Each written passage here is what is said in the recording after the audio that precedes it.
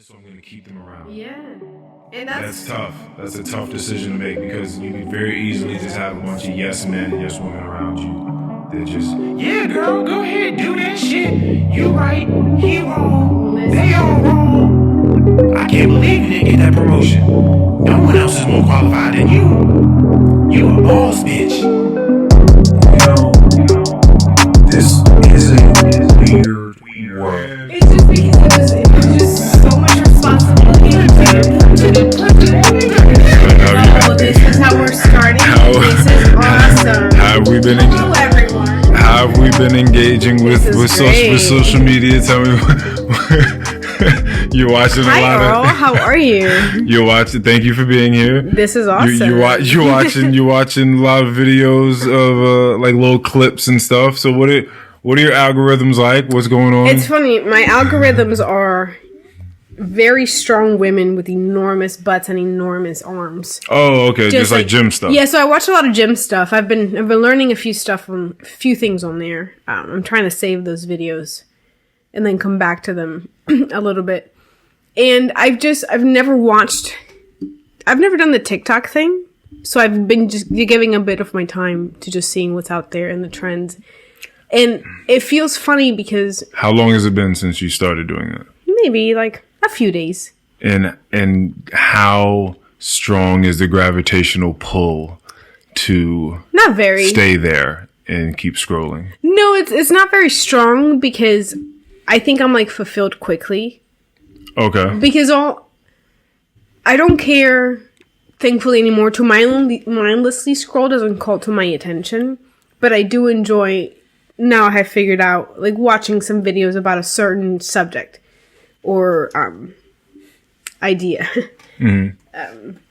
So working in this job that I do now, I've been on it about 6 months. I never thought of there being like a community of people that just made videos online about working in an office. So I came across this maybe a week ago actually, of these videos specifically. And they're freaking hilarious because I'm very blessed and very thankful to have a position where I can spend a lot of my time socializing with people and sometimes doing the bare minimum. And don't get me wrong, sometimes I'm pulling 120-hour paychecks or weeks. I'm sorry, at work. Like hours. Yeah. So I'm working, and then some days I'm not. And there's these funny videos of people just like walking around, not doing shit, but still getting paid to do a really cool ass job. So I feel really lucky in that. And it's hilarious that this is my life. Like, people know that like those corporate gigs, a lot of it is bullshit. Like people know that now. I think COVID, that exposed that to the world, right? Because that's when people started wanting to work from home more because they knew, like, what do y'all need me there for? Like, I'll be in there bullshitting too, right? Like, so I might as well just get the job done here at my job. Like, at my house. Yeah. You just want me to walk around there and be, at the staff cafeteria getting coffee with people. I'm just going to be walking around. You're like, what it is. People are socializing. They're hanging out. They're doing a lot of other things that isn't just work. Well, when I first started in this place that we work at, I was only there for almost 3 months, a bit over 2.5 months, and it was just work. It was the busiest season. I started there in December, so it's holidays, especially in the banquet department. You get hit for like those next 2 months. So I didn't get to experience that, and then going back 2.5 years later to this other side of the operation during slow season is awesome. So I get to walk around just like those videos and pick up candy from HR, and then I go visit my friend on the front desk, and then I'm going and cleaning some tables over here, and then I make sure that everyone has a coffee. And but I will say this though. What? And I'm glad that we bring this up because this is actually really good that this happened because say that often. No, do I? Yeah, it's just funny because I trust you. I do. Well, you think I got something? Yeah. Okay. How much money would you be willing to bet I'm about to say something that makes some sense? A lot. Here's the thing. I wanted you to fail this morning, but you make sense. So, but go on. The thing is, having a job like that, how much really has you being a true hands-on participant with the community there, how much really has that helped you do your job? It has helped you do your job as it has helped me do mine. Right. Me getting around and being able to talk to people and build relationships with people. And knowing where to go for certain things immediately. And so for you, it's sort of like when you think about people that have to do business whilst they take people out to dinners. Right. Right. Right. Like, that is a part of the business for a lot of people. It's some people have to spend money and go to awesome places. You're trying to talk to investors, get people involved in whatever it is that you do or where you come from. And in order to do that, you have to go out and there's a balance. Like, you got to be a cool person and have a good time and know how to do that with that person and get them on board. And at the same time, be able to deliver the facts that they need about whatever the fuck type of business it is that you're trying to do with them. But that is a huge part of it. And I think it is for us too. I think getting around and talking to people allows you to have a network where you're leaving for a couple of weeks. Hey, can you come fill this spot for me? Because you fuck with me and I can teach you this information easily. Very you know what I mean? So you train somebody for a week and then boom, they can do that for you, but only because you built that relationship with that individual and so on and so forth. There's so many different instances where I could bring up that like things that I wouldn't be able to do if I didn't walk around and just talk to people and shoot the shit sometimes. And overall, and I think you would agree, that's easily one of my favorite things that I didn't think was going to be a part of this job because I wouldn't know, is that I've been able to come across so many cool people that would have never had the chance to if I was just stuck serving in a restaurant, because you can't really just walk around with your serving uniform throughout the whole resort. No. Like, that's just not etiquette. That's not what you do. Yeah, like you're out of pocket. Right. Like, you stay in the restaurant, and even sometimes when I would go to the front desk for certain things, it was like, I don't think I'm supposed to really be out here like that. Yeah, everyone assumes that if you wear a suit or a dress of some kind, that your job is to be everywhere. Right. That you are supposed to be moving everywhere. Face. And I mean, you are a coordinator. You have to talk to other people. You have to correspond and coordinate with other motherfuckers in order to do the other type of coordinating with the guests. So, like, you need information. You do. And I have been able to find, like, it's nice, as you say, I know now where to go exactly for certain amounts of information, instead of like, hey, like, where do you think I should go for this? And then they take me somewhere else. Like, and I know exactly, if I need something, I know where to find it. Right. I don't have to ask anyone really for anything. And that's something that one of the J1 students, those very cool people that come help us out in the summer at the resort. I think you remember international students, Danielle, the one from Jamaica. She was like, Vaughn, you know where everything is. And I was like, well, I pay attention. And I think it's extremely valuable to get things for yourself. So I was like, if you want to know things, I will show you. Yeah. But don't ask me the same thing 3 times when you know exactly where it is. Go find it. Taking initiative. Yeah. And it's interesting that people just are not interested in that. Like, it's just... It's very peculiar to me. Like, I only want to learn how to do things so I can do them on my own. Yeah. Like, I don't want you to I don't want to have to ask you to do this thing for me over and over because I know I'm going to need it. It's like me going and knowing that I work next to a printer. I'm printing all the time. I need to learn how to put in toner, how to change the things. And as soon as it happened for the first time, I was like, hey. Unjam paper. All of it. All that stuff. She was like, oh, like, I'll do it for you. I was like, no, teach me. I want to know because I don't want to come get you for this again. Yeah, it's crazy. Yeah, let me know how to do it. And guess what? Easy enough. You just stick shit in because it tells you, put it here this way. Like, it gives you instructions. Yeah, it's very, it's very a modern simple. Printer. Very, very simple. But yeah, no, it's been cool to interact with the internet mindfully. Haven't really like done scrolling through Instagram before like that. More so on Facebook over the years. It's very cool to just see how talented people are. Like, people just make crazy things on these apps and they spend so much time. It's a whole production that you just watch in a matter of like 15 seconds. You just watch like a mini film. Oh yeah, people are really, really good these days. It's amazing. It's like, wow, like, how much time did it take you to put together this 20-second video?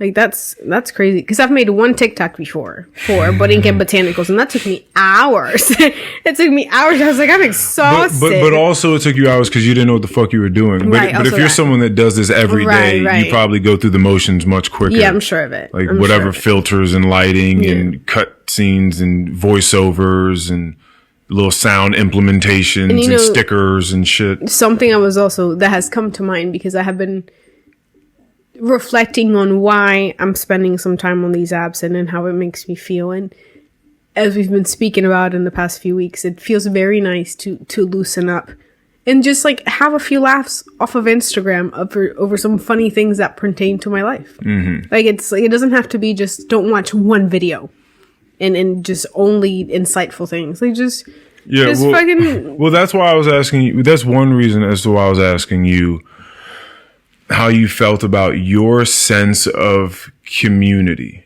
Yeah. Right. And like your role in it, because that's one of those things that, as I always talk about Bhutan, they score for a sense of happiness in life. Right. You have, like your security, your health, your sense of community. Like these are all things, your job, like what it is you're doing. And does it feel like meaningful to you or not? So like all these things come into play, and community is a big one. Like, do you feel like a pariah? Do you feel like people hate you? Right. Because like we know someone right now that is just like, well, now I believe is fired. But yes, officially. But in their mind felt like there was a large cohort of people that were against them, and that there was someone in the center that was manipulating everyone else into hating that person. And it was this whole thing. If I was that person, regardless of if the manipulation of this person, this other person, this nemesis of mine is true or not, if they have mind control over everyone else and is making them think that I'm the devil, whatever, if that's true or not, all I know is that when I walk in here, I don't feel good. Right. And I know that unwanted. Everyone's looking at me like, what the fuck is she doing here? We hate her in every motion, every look, every expression, every movement, every bit of essence from any possible animate object in there. Right. Is just dastardly and just nasty. I wouldn't want to go back there. No. I wouldn't want to take part in that. But some people like to try to fight for that position. And I think because I can relate to this because, again, I've been fired like 4 times in my life. Yeah, see, that's crazy to me. But this comes from, because I understand this person. Being fired is crazy to me, to be honest.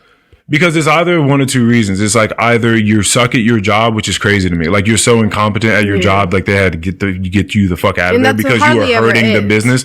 Or the second one was like you're unpleasant. You're an unpleasant source there. Well, to whatever degree, like you're unpleasant. And what sucks about that is that unfortunately people don't know how to have communications because I was not trying to fight the truth. No one ever sat me down and told me why I was fired. Mm-hmm. They were like, oh, like these things were not handled correctly. And I was like, well, yeah, but these have been handled incorrectly by many people around. So I always felt like I was being picked on. Mm-hmm. And I did wonder, I wasn't completely unrealistic because I did think sometimes I'm like, obviously I have to play a part in this. But I have no idea. Know what part you play. Like, right, because my little mind wasn't thinking back then. And whatever I was able to come up with, like, it didn't seem substantial enough. Because one of these times, it sucks that this was an example. I'm working at the DoubleTree by Hilton. I am bartending.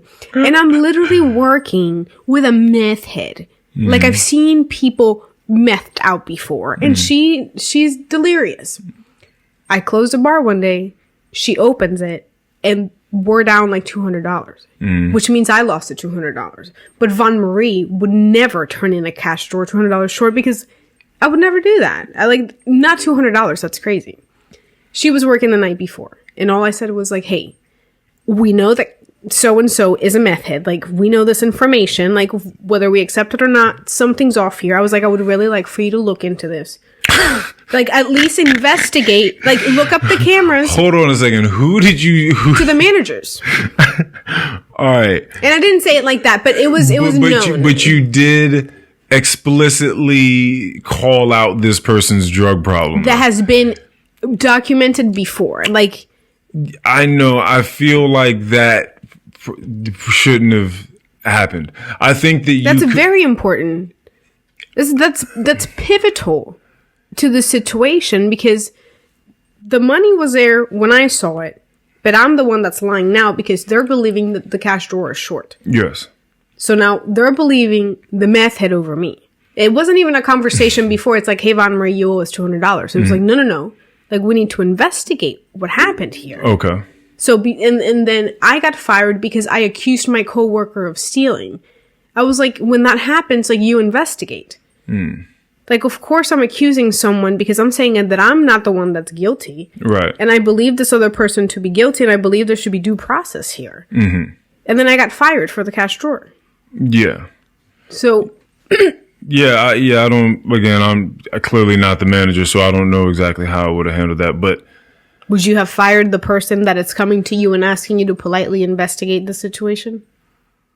No, I'm also saying that you may be leaving things, like, because this is a story. And what I'm saying is, so the sort of person that I was just talking about also has a story, right? Or just like this happened, this person tried to manipulate these people and make me a pariah and alienate me. And what I'm saying is, but there's a series of stories that person is unaware of. Which person?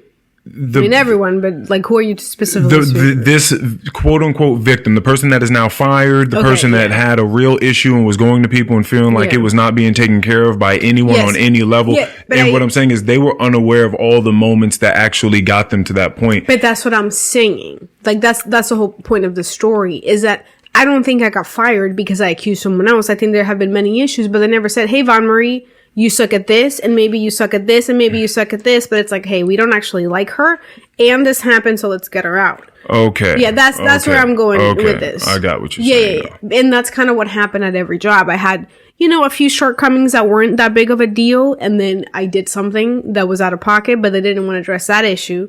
But they also didn't tell me about all the other ones that were actually really firing me for. Mm. You know what I mean? And that's something that I would have appreciated, was a real reason as to why I'm getting fired, because that's where my lunacy kind of came in before. Mm. No one was straight up with me.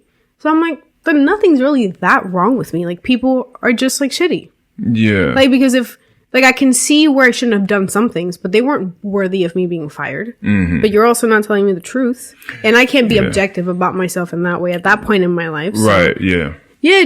And I think that's kind of what I think she's way more delusional than I was at that point, unfortunately. Yeah. And not having truth being presented to you whilst also not being in a place to not only search for it, but maybe accept that truth if it is given to you. It's just, you gotta go. Yeah, it's a rough place. It's kind of sad sometimes when you try your best to embed yourself in truth, and you really try to move that way. The things that you do, the things you say, you sit across from people, and you're you, right? Like, there's a real deep value to sitting across from one and noticing that they don't have a representative, for themselves. They're not trying to trick you, deceive you into thinking anything. It's just, this is me. We're just having a conversation. There's something that's going to be so timeless about that and so valuable. And noticing that against this extremely profound contrast, where you find yourself in these work situations or whatever situations that have these characteristics, these fallible, dishonest characteristics about them, where you cannot have real conversations. But that's a life. And that's just, you're right. That's just kind of the bubble that people find themselves in. That's the reality. And you're playing all these little games. It's like from Talking with Strangers with Malcolm Gladwell. So when Korean Air was just crashing planes over and over and over. That was Outliers. That was Outliers. Yeah. And it was like, it was because of the power dynamic. because the co-pilot would never speak to a pilot in a way that is undermining or that is just questionable, really. Just really even questioning anything. Like you're really just trying to throw out small little hints of what you think, and so people were crashing because they only really had one pilot and the other one was too scared to fucking say anything. It's the same thing. Having that it's weird. Once you have that block there between, you know, superiors and inferiors, I suppose, right? It's like I can't say certain things to you. Now, I feel like a real leader would truly allow that space. Because if you have something that's good, I need to know what it is. Right. We don't need to play any bullshit games for you to know who I am in relation to you. And then this shit crashes on us. Like, I need to know what the best information is. I don't want to die over my pride. How crazy is that people don't operate that way? So, like, shit is just... that's so insane. I think it's because two things. People are really scared of doing something different. Okay. Of not following the superiority sort of social structure that we've created. You know, the hierarchy, because their title is above you, therefore you have to be slightly more careful than you would be with what you would consider your subordinate. You know what I mean? Like, that's just some bullshit. Like keep this in mind. Where we work, if you are a manager above, you get a name tag that has a first and last name. And if you are not that, then you just get a first name. So weird. It's not like they can't make room and etch that shit in. Like, it's the same size tag. They just choose to not give you a last name. That's crazy because we still don't have last names. You know what I'm saying? Like, they think about just the psychology of that. Like, it's a weird power dynamic thing to do. Just to let you know, like, you're not a whole person. You're just this first name. Like, you know what I mean? Like, it's just a weird, small, like, psychological tactic that I don't know many people really think about when they walk around there, but they just know when they see those two names, like, oh, like, you're a somebody in here. I think it's because it's peculiar for us to be in these positions of power and for us to not be here because we want the higher title. Because, again, that's kind of what we've been speaking about recently, is that a lot of people, like, this is what they went to school for. This is what they're wanting to accomplish. This is what they want next to their name. Mm-hmm. Like, this is what they want to be addressed as. Right. You know, it's like Von Marie, food and beverage coordinator. Like, don't forget that. Mm-hmm. You know what I mean? And we're just here because we got really lucky. And I told you about my first time with our director of one of our departments, and he's been there for a very long time. Very pleasant from the outside, but he let me know. He sat next to me. He was like, "Hey, Von Marie, I need you to make this reservation for me." And the contention was that he had asked for like I don't remember the specifics. It was like a peculiar time that didn't really make sense. But I know, as a person who has been working at extremely luxurious establishment, that when the right person asks me for something, it's going to get done. Like, that's what you know that. Yeah. You know that. And he let me know. He said, and if you're not able to do this for me, I'm just going to ask the general manager of the resort. Yeah. And I looked at him and I was like, oh, there's no need to do that because I can do that for you right now. Like, I know my place here. Like, I know that I know that you are above me, and I know that you feel as though you belong here, and you can have all of that. That's for you. And if you need something, I'll do it for you. But you don't need to scare me into, I'm going to talk to your higher up. You can talk to him. Tactics, man. He's going to also come to me to make it. So you either ask him, and then I make it for this general manager, or I make it for you. So either way, I have to make it. Yeah, like, bro, I'm not fighting you right now. Like, it's whatever you want to do, it's going to get made. I'm not going to serve you. Like, it's my job to do what you tell me to do. I know that. I'm here for a reason. Yeah. So, needless to say, I feel great about being told what to do. Listen, I know my place, I know my position, and I don't mean shit. I feel very lucky to have the job that I do. I get to wear some cool shoes, clank around, and hang out with Bella and Gabby at work. And it's awesome. It's awesome. I'm very, very lucky. I don't see myself going many, many places higher up than my position. I don't want to. Yeah, it's not for me. Just give me more money. I enjoy my job. I'm good at what I do. And hopefully I can do something else someday, but nothing too crazy. Yeah, that is, again, these tactics that they play is really funny, but it's, but again, it seems to me so interesting, especially for what it is I do, because because I make it a point to have very real moments with human beings, and then I broadcast them. So I have them just in my regular personal life all the time, and then I bring them here to the pod. And so I feel like for a lot of people, it's maybe not as weird because they spend a lot of time in that format, right? Where people just lie to each other. They don't really say the real things that they actually mean. So you kind of got to try to decipher what the fuck is going on and end up making more mistakes than needed to be the case in the first place. But I do this constantly. Right. So it's just very, very funny.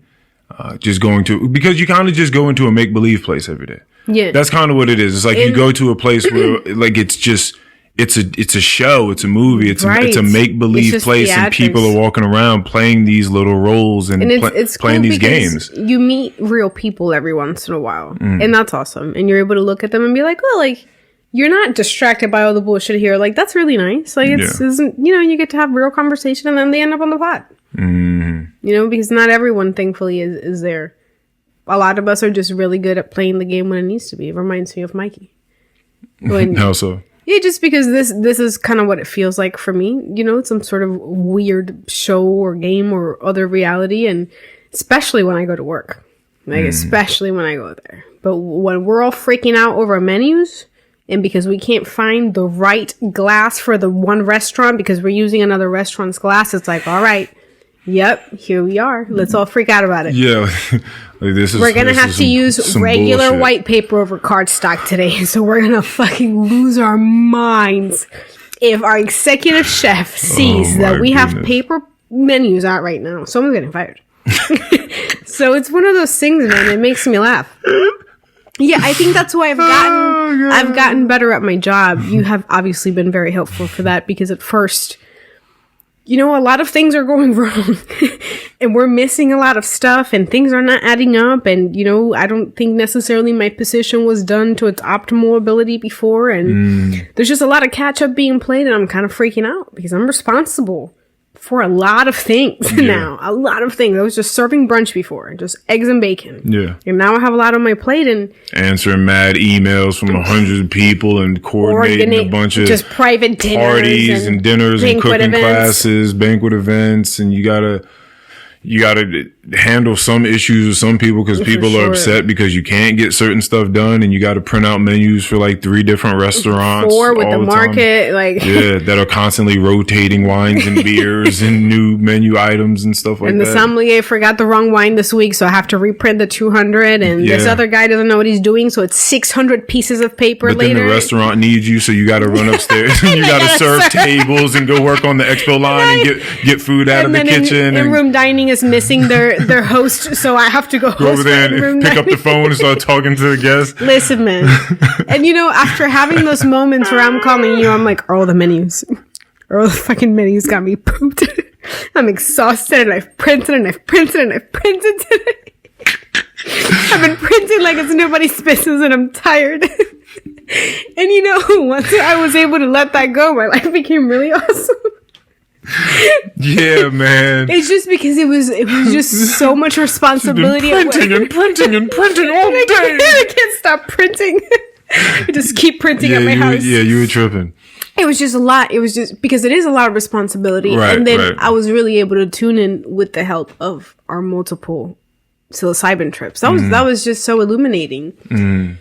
Because I was able to let go, because yes, are things going to go wrong all the time? Yeah, man. And I can literally only do so much, because Von Marie has been doing this for 3 weeks. She's never done this before. But even now, then, it doesn't matter. Now that you've been doing it for months, it's still to the same thing. You can only do what you can do. You can only be as good as other people's communication, correspondence amongst each other allow you to be. Because if other people drop the ball, they don't send the right email, or they don't send all the pertinent information, then you can't do any. You can't take the information and then coordinate with it. So you're just coordinating bare bone. Listen. You know what I mean? Like that's just what it is. You can only do what you can do. It's not your enterprise. No. It's not your enterprise, and you have to remember that. I make sure people have dinner reservations. I am not doing anything here. Yeah, just do what you can do. Yeah, so that was really helpful, to be able to now have a great time in this freaking weird circus of a TV show that I go to 5 times a week. Yeah. And I'm able to just hang out here, make some money, and make really cool things happen with my job. And also, if we run out of paper, who fucking cares? If things fucking fall apart, who cares? The power's been out for 3 days. Can't do shit about it. I can't fix that, but guess what? I have those backup menus ready to go. Hundreds of them. Oh, but my goodness, that has been able to make me better at my job and really enjoy this place. So that's really awesome for me. So going back to this question, I think we've been on for a while, the community. Again, as I've said multiple times now, that really struck me because I don't really have any friends or haven't had friends in a few years. I've been meeting people recently and those seem like potential good friendships on the horizon, but I feel really good about going to work and, interacting with the people that I do and taking so much from that because I have so many meaningful conversations and connections. I don't see these people outside of work really, but like the moments that we share are so impactful and profound that for me is fulfilling. Our relationship is fulfilling and what I do outside of work is fulfilling. So whilst I'm open to many, many other relationships with many people, I feel really good about being on my own, where I am in life, and interacting with people, but not just being like, I don't care to be with the people all the time. When it comes to like an Instagram or something, do you find yourself behaving on Instagram the way that you would in real life? So if you see like the people that you follow and that follow you, do you feel comfortable commenting on all their posts and stuff like that? If anything, I think about this. It's funny you said that. People, I think, have noticed a change in me through my interaction with their Instagram over the past few months. Okay. Because if I want to say something and like it, I'm going to do that. Okay. It's not like, I haven't spoken to you in like a year. Like, I really want to say that your family looks so beautiful and it's a gorgeous picture, but maybe not. But that's weird Instagram etiquette or something. No, like maybe that's out of pocket. If anything, it's like all capitals. Wow, amazing. Like breathtaking. Yeah. Absolutely gorgeous. No, I love that. Yeah, because I feel very deeply about things. So if I see a picture of you or whatever it is and it just really strikes me, I want to let you know how it feels because I would say that to you in real life. Right. Because I say that to strangers all the time. Yeah. Especially people that I have come across with in my life. But that's a great question. No, I definitely think so. For sure, definitely more so lately because I feel more comfortable with myself and just things around me. I'm going to slowly be chopping down my numbers. I'm not going to go through the who I'm following list and just start following people, but I will just be on the lookout because again, I don't spend much time on it anyway, but whenever I do, if there's just something on there that I don't like or I realize I don't like it, and on top of that most of the things that this person posts I don't like, I'm gonna be like, okay, cool. Like, let me go ahead and get you out of there. My Instagram is really good. To a point where I can, where I feel completely comfortable looking at the things, like knowing if I open it up, I'm going to see something that I'm relatively interested in, and also feeling comfortable saying whatever it is that I want to say. Because I think there's just certain follows that I have now that just don't make any sense. I was going to say, like Bella mentioned on the last one, I deleted my Instagram maybe a bit over a year ago. So I've only started brand new recently. I have like 4 pictures on there. Mm-hmm. But the people that I follow I follow like less than 150 people or something like that. These are people that I know and that I want to follow. But I think I may do that again with Facebook, now thinking about it. I've had Facebook for so long. Like, that would take forever to clean. I think it would just be best to just start new and just have like my mom and 3 other people that want to see whatever's on there. But actually, I don't even post anything on there, so maybe not. So you probably spend more time just scrolling and looking at other people's stuff on there. Yeah, I have a lot of family on there that I don't speak to, so I enjoy seeing them. Like, that's where I know that my family's alive. Because I don't speak to my... Yeah, like, I come from a weird... That's how I know that my family's alive. Yeah, like, I found out... Facebook. Yeah, I found out my cousin had a baby, like, a week ago. Okay. Yeah, cause, that's nice. Yeah, so that was cool. I was like, I didn't know your girlfriend was pregnant. Yeah, so I just, there are all these different that's why when I first asked you, how do you feel about your sense of community? And then if I had to refine that question, it was like, whatever community that you think that you're a part of. Whatever community you think you're a part of, how do you feel about your role in that? And that's because I don't shun, I'm not going to say I don't spend a lot of time on Instagram, but I also don't necessarily tell other people to not. Right. I just want to know how people feel about their sense of community. Yeah. So even if you are on Instagram or on Twitter or Facebook or whatever, how do you engage with people, and is that fulfilling to you? Because maybe you do have some meaningful connections with people through some of these networks. Maybe it couldn't be as meaningful as someone that you spend time with in person, but but it's some semblance of that depending upon how you interact with them.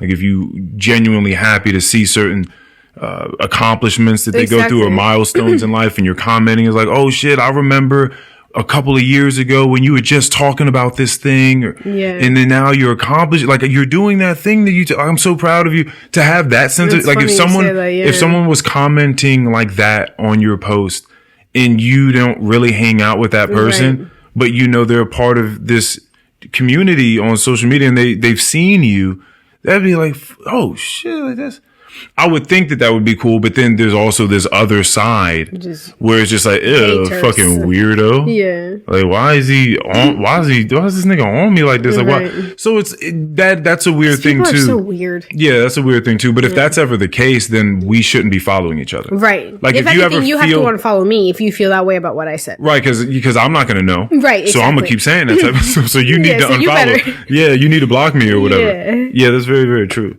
So yeah, that's why I asked that. I've thought about, and we've talked about me on the podcast before, and now that this is, what are we in? Going into April now, so in May it'll be 3 years, 4 years of doing this. And I know what this sense of community has been for me, having these conversations with close friends and acquaintances and completely, new people, strangers, if you will. And what that has meant to me over the years, over the course of weeks and months, just talking to people, sometimes meeting them as soon as they walk into the doors, So knowing that the conversations I've been having with people have been fun and have been of the connective nature. Yeah. Illuminating in a safe space, all this sort of stuff. It's I've created a lot of really cool moments that I'm proud of. Moments. I'm proud of, and so that gives me a very deep sense of community. But the core, the quintessence of it, though, is the fact that I can be honest with them, and I feel like that is the goal. Like, if it just to incorporate honesty in everything, that's the ultimate freedom to me. That really is. Is creating a space where I can ultimately be as honest as I want to be. That is the dream. That is the reason why. All I want to do is be honest. I didn't know this before, but this has been coming back, like, the more, because again, I'm having this conversation with you multiple times, like with Bella, and this has been percolating in my mind. And I didn't know it then, but I think that's a huge reason as to why I have not been preoccupied in the slightest with making these connections, because the people that I thought could be potential friendships, I can't be honest with them. Like, I know this person for 3 years, and like, I still can't tell you who my partner is at my job because I don't feel safe with you knowing that information. So if I can't share that with you, like, I can't share hardly anything with you. Like, that's different. If you get that feeling about someone, like, if I have to question, just the fact that you're even like questioning this stuff, like, then it's however you're deciphering or gauging their motives, you're clearly, and you may not even be able to put words to it, aside from the fact that it doesn't feel good. Like, it doesn't like, whatever the data is that they're giving you in totality, it's not good. As they would say, I'm not getting the vibe check. Like, I'm just not, and that's important for me, which is why Nick, I love you, Nick became a friend to me and knew this information years before this other person that I have had many connections with, but you're not trustworthy. in the way that I want people in my life to be trustworthy, which is in an absolute way. Like, I want you to handle the truth, and I want you to share truth with me. And that's just not where you're at in life. So I don't think I've come across those people often. Yeah. And even with my friendships before, you know, from years and years ago, I realized later on in life that we were not being honest with each other. And even when we were being honest, we weren't being completely transparent. Because I didn't feel as though, like, that was a safe space for me to share with you. Because I don't think you could handle it. Right. And you couldn't. Because how can I tell you that maybe we should talk to you about asking angels if your ex-boyfriend from 3 years ago is your soulmate? You know, like, I didn't feel comfortable. And not even asking angels. You're asking a lady in a hut that talks to angels, asking her questions about you and your relationship and your place in life and what it is you need to be doing with your current boyfriend. Right. That you have been together for over 1.5 years, but this guy's been gone for almost 4, and you're still pondering if he is your true soulmate. It's a lot. It's a lot. So, yeah, I feel really good about the choices that I've made with the decisions pertaining to just friends and just connections. And I'm happy with the decisions I've been making now with, you know, giving people a bit more allowance, because that was my issue as well before. Just truly giving people their place to be themselves. Because all I'm asking for is honesty. Like, that's it. You don't have to talk about anything specific or do anything. Just be an honest person. Yeah. Like, I want to be able to trust you. Honesty gets lost, though, on people. And we've had this discussion before about, and what's funny is this particular friend that you were speaking on. And honesty being something that is very difficult to achieve sometimes. Yeah. And I'm not even just saying because you don't know everything. So once you say things and they're wrong, you're inadvertently lying. I'm just talking about what it takes to bring yourself to be truthful, you know, as truthful as you can be about a matter, a current matter. And if the truth, Mikey and I were just talking about this guy that he had showed me pictures of this guy walking around town somewhere in South America with dolls, that like life-size dolls, because his family was killed. And I think that he may have been like the driver of the car that ended up like going off-road, killing like his family, 2 children and a wife. But he walks around his town with these life-size dolls like he's still with his family. Right. Ooh. And a lot of the townspeople just kind of go along with it and act like that's the family. Oh, no. And in his brain is trying to block him from that trauma. Right. It's so strong. Like his brain is like, no, that didn't happen. Like that didn't happen. And so what I'm saying is, I'm not even upset with the people that can't take it there. It's just that I can't really be with you like that. I understand that there are things that you're not ready to take on yet. Like your mind is not ready to take that load on yet. Right. And that's kind of what clicked in my brain. And as I was speaking to Dr. Paige Johnson on here, and we started to talk about the threshold for truth. Right. As I started to think about all the patients that were coming through those hospital doors, spitting on people and trying to slap them and kick them and steal shit and all that extra shit. It's like, you don't know what someone's mind can take. Yeah. Like, you don't know what it can hold. We all have different thresholds for pain. Right.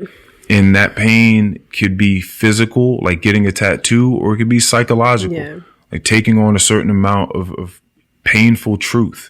And so I just understand that now. So when people aren't that, it's like, that's all right. Like, you just can't see it right now. Maybe you will later. Maybe you won't. But right now, maybe you just can't take that shit. Maybe it would just be too much. It would break you down. You wouldn't know what to do with yourself. You would just wallow in sadness and despair and self-loathing. Like, yeah, I don't know. I don't know other people's minds. Like, I don't know what would take someone off the edge. Like, what would be the next thing what would be the straw that broke the camel's back? Like, I don't fucking know.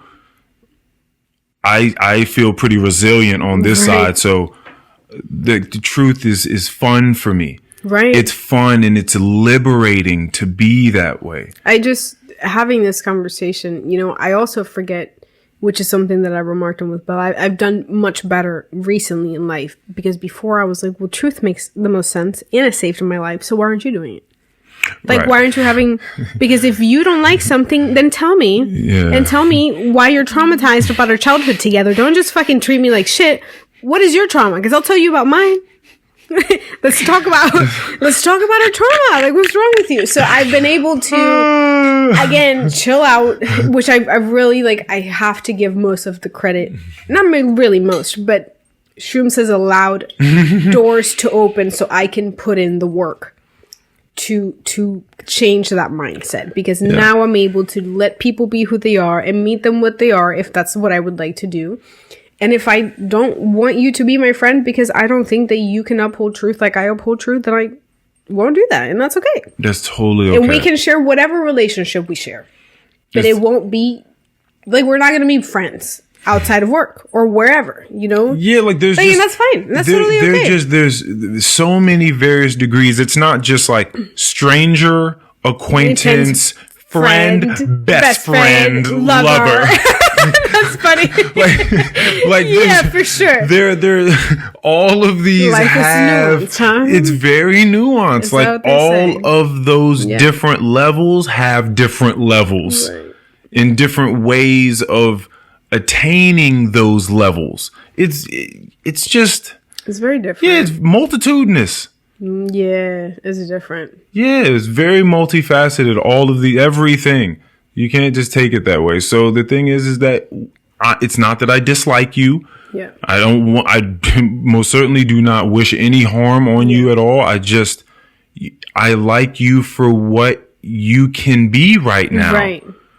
I'm not expecting you to be anything more. No.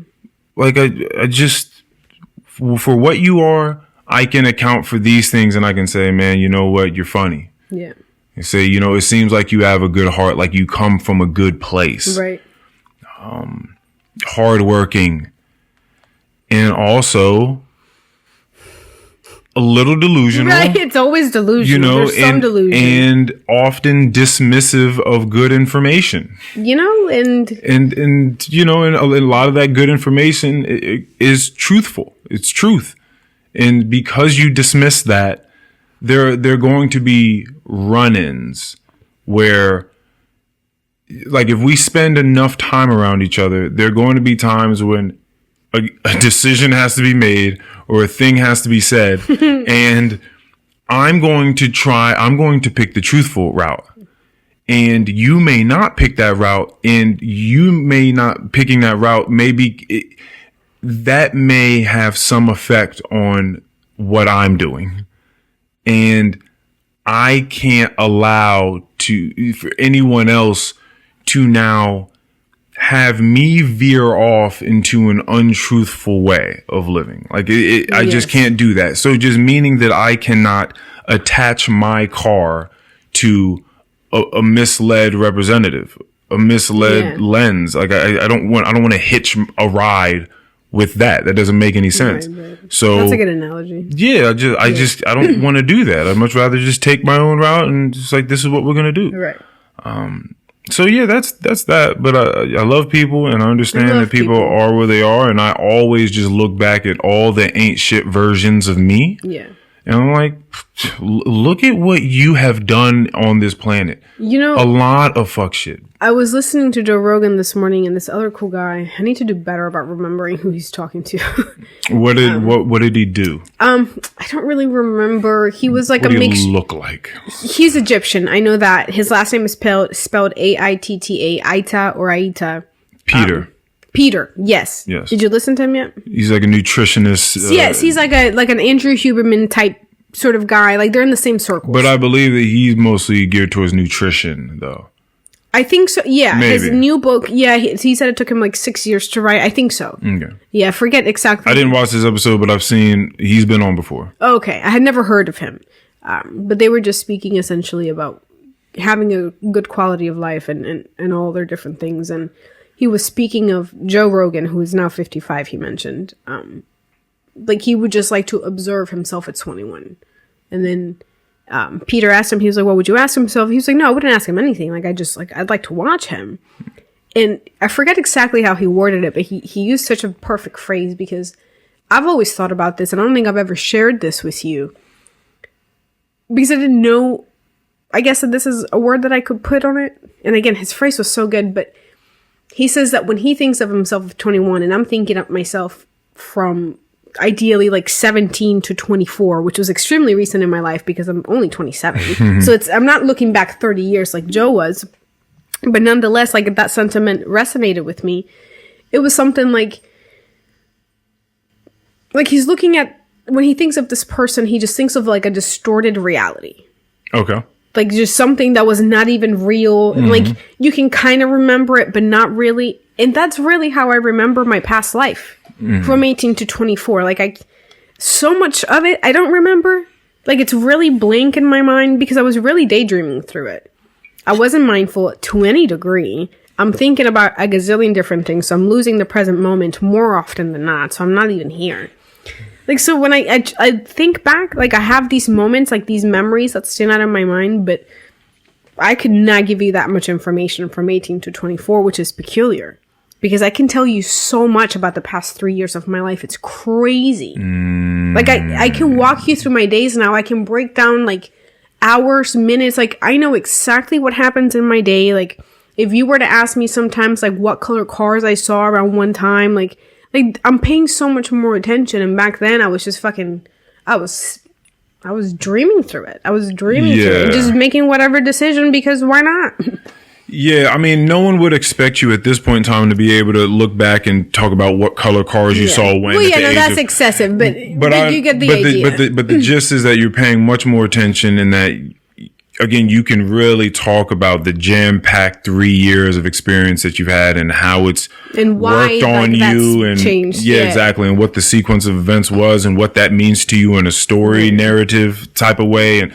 But back then, you're right, it's just kind of hazy. You remember some things that happened, some dealings you had, who your friends were, maybe a trip or two that you went on at that time. Because what they were talking about was really mindfulness. And that word never came up, or at least it hasn't. I'm still very early on in the episode. But they were speaking about that because this gentleman, Peter, he's done many things. He's kind of like a Joe in a sense. He's very versatile. He's done like some, what is it? Muay Thai, some sort of Muay Thai? Muay Thai. Yeah, they're both like professional Muay Thai. I don't really know what that is. I've heard of it. You and Maui, you gotta relax. You just gotta Muay Thai, okay? Maui Thai. Jesus Christ. Maui. But yeah, apparently Peter sort of was a Joe of sorts, and maybe even like you to some degree. Not a person that I grew up around, which was very hard-headed perfectionist, beating himself up, treating himself like shit when he couldn't accomplish things that he really thought he could or should. And he had been berating himself mentally pretty much his whole life. And I forget when this started, but he started seeing one of his therapists. And what they instructed was mindfulness, which is Shauna Shapiro's one-on-one on shame. Because shame shuts down the neuroreceptors in your brain. So if anything, like no new information is coming through. Like you're not processing like your shortcoming when you're just shaming yourself. You're just shutting everything down. So the psychologist or counselor, whomever, just recommended a simple exercise, which was like every time that you feel like you want to punch a wall or treat yourself like shit, record a message to yourself, but talk to yourself like if you were your friend, which is like therapy 101. And I guess this was a while ago. In 6 months, this person stopped treating themselves with hate. And that's something they had never been able to do in the first 20 plus years of their life. And that was huge for him because he was able to realize, that at the end of the day, none of this matters. Like I can be the best at this, but I'm missing out on so many other things in my life because I'm only focused on being better. It's sort of like we were speaking about wanting a new career and working towards that, but still being in the present moment. Right. Not thinking of like, oh, I gotta get the fuck out of here. I hate my job. Like I can't wait. I'm so much better than this. Right. Like, you're gone now. That job is never going to be as good as it could be because you're not handling it correctly. You're going to miss out on all the beauty that it does give you. Right? Exactly. So you'll be completely ungrateful whilst you're on your journey to try to get to the next place. Yeah. You're not enjoying the process as it should be. Right. So that just resonated with me. Not necessarily that latter part that I spoke about, but just, not recognizing this other person and how nice it is to say that. Like it just, I really feel like I've come into a place where things are finally like making sense in my mind. And like things are aligning because I've been fucking grinding for 3 years. Like the dust is settling. Yeah, it's like, like now I know that I can just like do the things that I'm supposed to with no real timeline. Like I still have to be strict with myself. Right. And accountability has to be taken and hard conversations have to be had and growth will happen, but it's not only focus on growth at all moments in time and just breathe it, live it, because that's exhausting. And then you're making lots of mistakes because you can't really function like that. That's not real life. Not for most people. Yeah, you have to be able to function at high stress levels. So, I mean, that's better for some people than it is others. Some people perform spectacularly under very, very grave pressure. I think that can be the case, but when like it feels like it's life or death, everything it's life or death, then that gets a bit much because that's kind of how I was feeling. That's probably overwhelming. Yeah, you're probably paralyzed at that point. Yeah, so I think that's why, you know, many mistakes were being made because I am trying to make sure things are perfect at all moments in time. And guess what?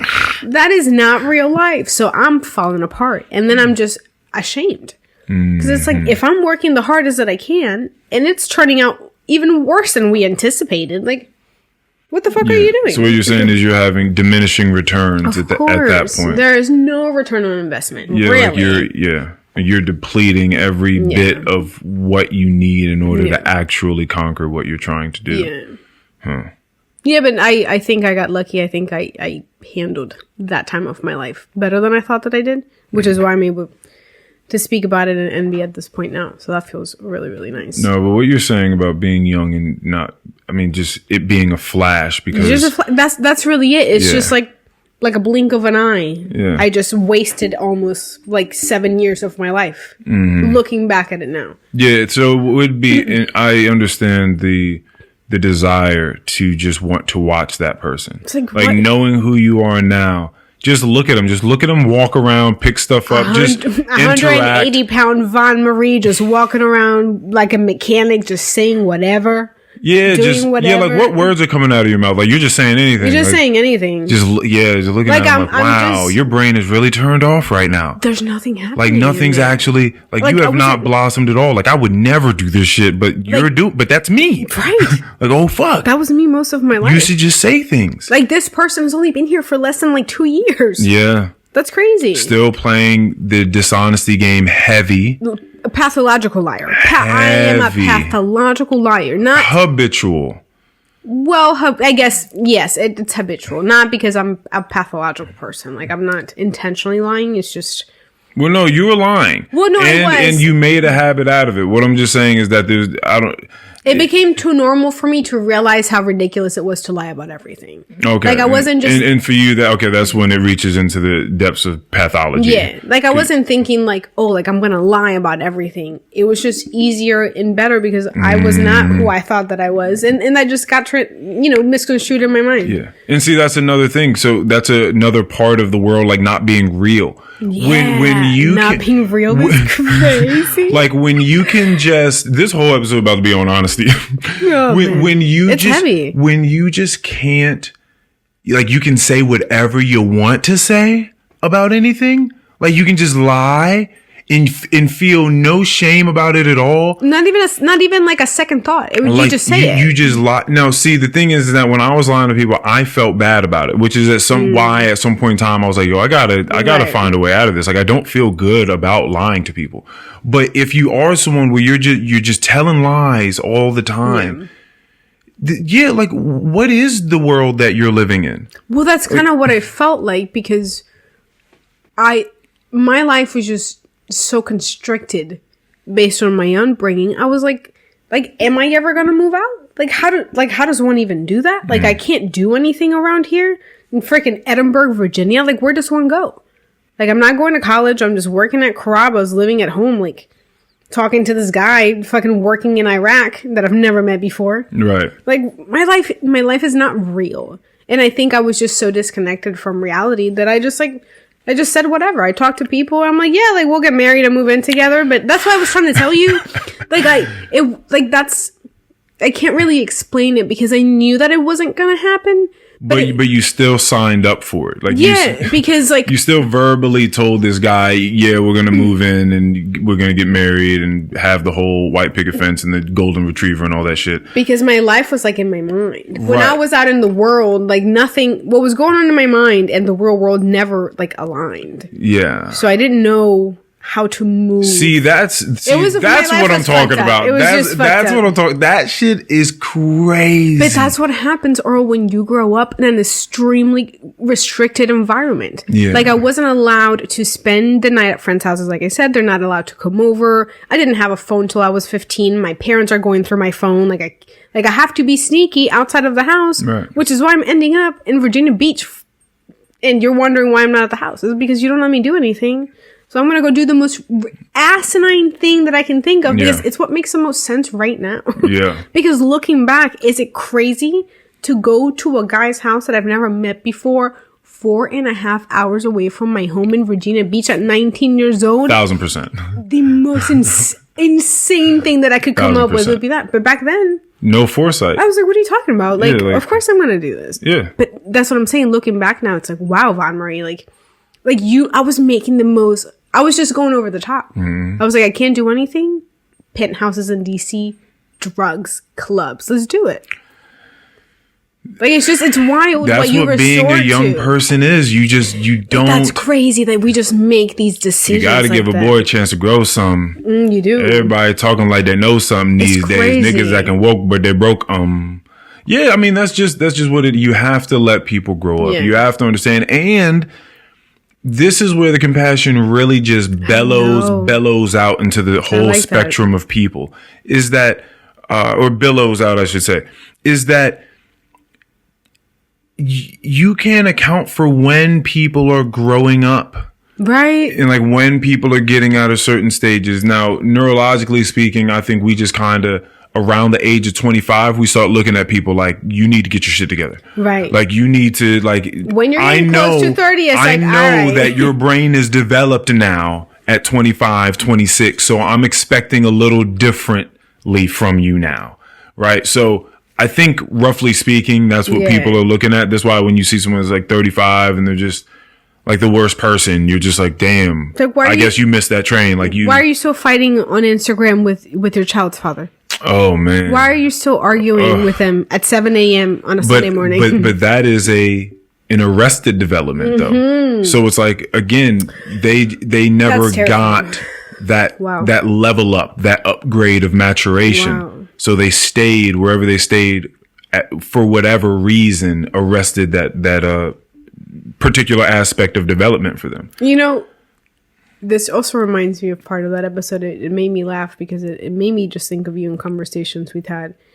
Because you're right. Arrested development obviously happens because sometimes people just don't make the right decision. Sometimes it's just because your genetics kind of sucked and your environment was very unfortunate. Right. So if good decisions were to be made around you, you wouldn't even know that they were, like, those doors were available for you. Yeah. Like, you wouldn't even know. So is it really that big of your fault? It's to some degree, but we got to kind of give you some slack. I think about about Aileen Wournos. What? She's the first female serial killer. Aileen Wournos. Wournos. Wournos. Okay. I think it's how you spell it, but that's how you pronounce Wournos. And that was kind of her life. And I know I jumped ahead, but raped by her grandfather, or her grandfather raped her mother, that I think was like her dad's wife at the time. Like she came out of incest. I forgot the story, but her grandfather was her father. She was kicked out of her house at 12. She was living in a forest. She had been already prostituting herself since like age 10, didn't go to school. Men treated her like shit. Like, she only had one real person in her life from what you hear, which was her friend that kind of stood with her to the end. And she's been interviewed many times. A friend from school. But Aileen just had like the most horrible upbringing, being raped since essentially birth. And then men keep raping her. And then she just decides, she's going to kill the first one. And, obviously she had mental issues, and I'm sure it felt good to kill a person that represented every single abuser she had in life. And unfortunately, she became a serial killer. So is she guilty for killing a bunch of men? Yes. But also, like, how many chances did she really have to make it out here? Like, not, that's kind of what I think of. Like, should she be reprimanded for killing people? For sure. But, like, should she have gotten the death penalty? I don't believe that was the best route at the time. And this was a long time ago, so I don't think back then they knew better. But Sam Harris recently, I mean, he's a determinist of some sort, meaning... Remind me of... This idea confuses me again. Okay. What is determinism again? So, imagine that we believe that we have free will. Right. Meaning you can just make decisions. You can choose to keep putting your finger in that lip balm and then put it on your lips, or you could choose to put it back down and not do anything with it. Like, you feel like you have that choice. Like, nothing else is at play but my decision making is essentially what you're trying to describe, right? Like, if I want to do something, I do it, and if I don't want to, then I don't do it. Then you're not doing it. Right. But, like, you could have made another decision, theoretically speaking. You could have drank your water instead of putting lip balm on. Like, you could have made that choice. And I say could with quotations because that's where I'm kind of headed with all this. But what determinism says is that so much of what we think is our free will or our decision making has really just been a very large and numerous, incalculable cascading of events that have put you in this place with your very specific DNA and thought processes and experiences that bring you to a place that had you do that. So that was more so like a domino, if anything. You wouldn't have really said the domino could have knocked over this other domino. You'd have been like, no, like, I hit this domino and that domino had hit the other one and created a domino effect, which kept spiraling and hitting other dominoes. And that's the way that it went. You wouldn't have said that the domino could have jumped out of place. You wouldn't have said that. You'd been like, no, the domino was supposed to be hit because it was designed to be hit. Like, that's the course that it was going in. It was going to. So determinism is just saying that a lot of what we think that we're doing is really just calculations that we couldn't calculate. Right. That's pretty much what it is. Like, so much of what it is you think you do was going to happen. Like, you were going to do that thing because that's who you are and that's what you would have done in that situation. Okay. Right. And so the word could kind of gets like a weird word because Sam Harris, on one of these podcasts I last listened to him on, he had talked about, he's like, I'm getting more and more suspicious of could. Like, where is the space in which could lives?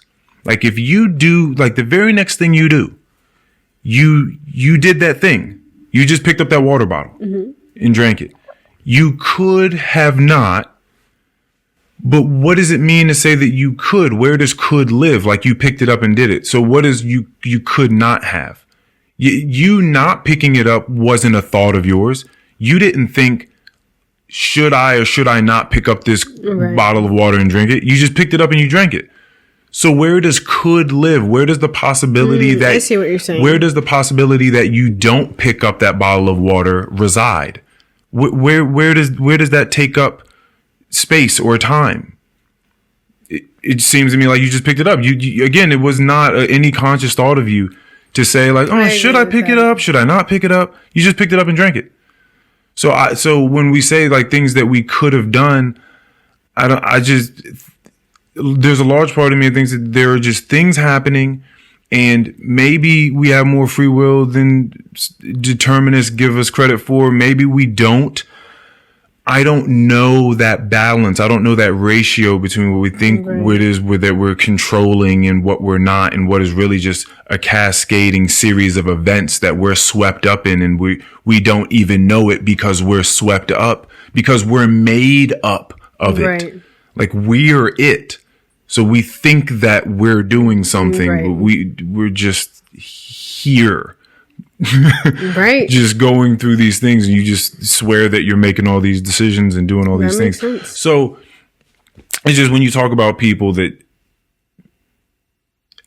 you're like, does she deserve a break after being raped her whole life and having no real education and not being able to detect real opportunities sitting in front of her that could possibly at least give her baby step distance away from what it is she's currently doing, which is clearly highly detrimental and degenerative. No support from your family whatsoever. I don't think what decisions do you make? I don't know if there's a shot in fucking hell. It's crazy. Not a shot in hell that she makes it out. And I know that may not be a popular opinion. Like everyone has a shot or like everyone can make it. I'm just saying I don't know. Maybe you're right. Maybe there's some X factor that people can just tap into out of nowhere and just make it happen. I don't know. I will say, from all of the conversation and the experiences that we've shared for the past few years, I don't see myself truly, really getting to the place where I am now. Of course, not without putting in the work that I have, but without meeting you and having you help me figure out things in my life that I would have never been able to think about before because I didn't have that ability. Mm-hmm. Like if I wasn't pushed to do certain things, like I don't see how I would have tapped in with that. Because whilst it would have sounded nice, it's one of those things that you kind of brush off. It's like, oh yeah, like they can do it. Mm-hmm. But like I can't do that. The community that I grew up in, whatever that means, I most certainly do not remember a large emphasis on mentors. I really don't. Not have if anything, I remember a whole lot of aversion towards someone, quote unquote, sunning you, right? Treating you like an inferior, like you don't know what you're talking about, like you need them and their presence and their advice and their wisdom, their experience, whatever. But that's exactly what people need. Right. It's exactly. Well, it's in the delivery. It is in the delivery. Because you can never go to someone and let them know, hey, like your life is fucking bullshit and you need to do what I'm doing. Yes. Because that's never going to work. Yeah, that's never the start of any self-help book. But no, yes, a healthy sunning is what we're speaking of. Yeah, I mean, a mindful, hey, we should have some conversations. Right, and there's certain rhetoric like sunning that is toxic, and it encapsulates a lot of what someone needs. And as far as I'm concerned, sunning is largely black vocabulary.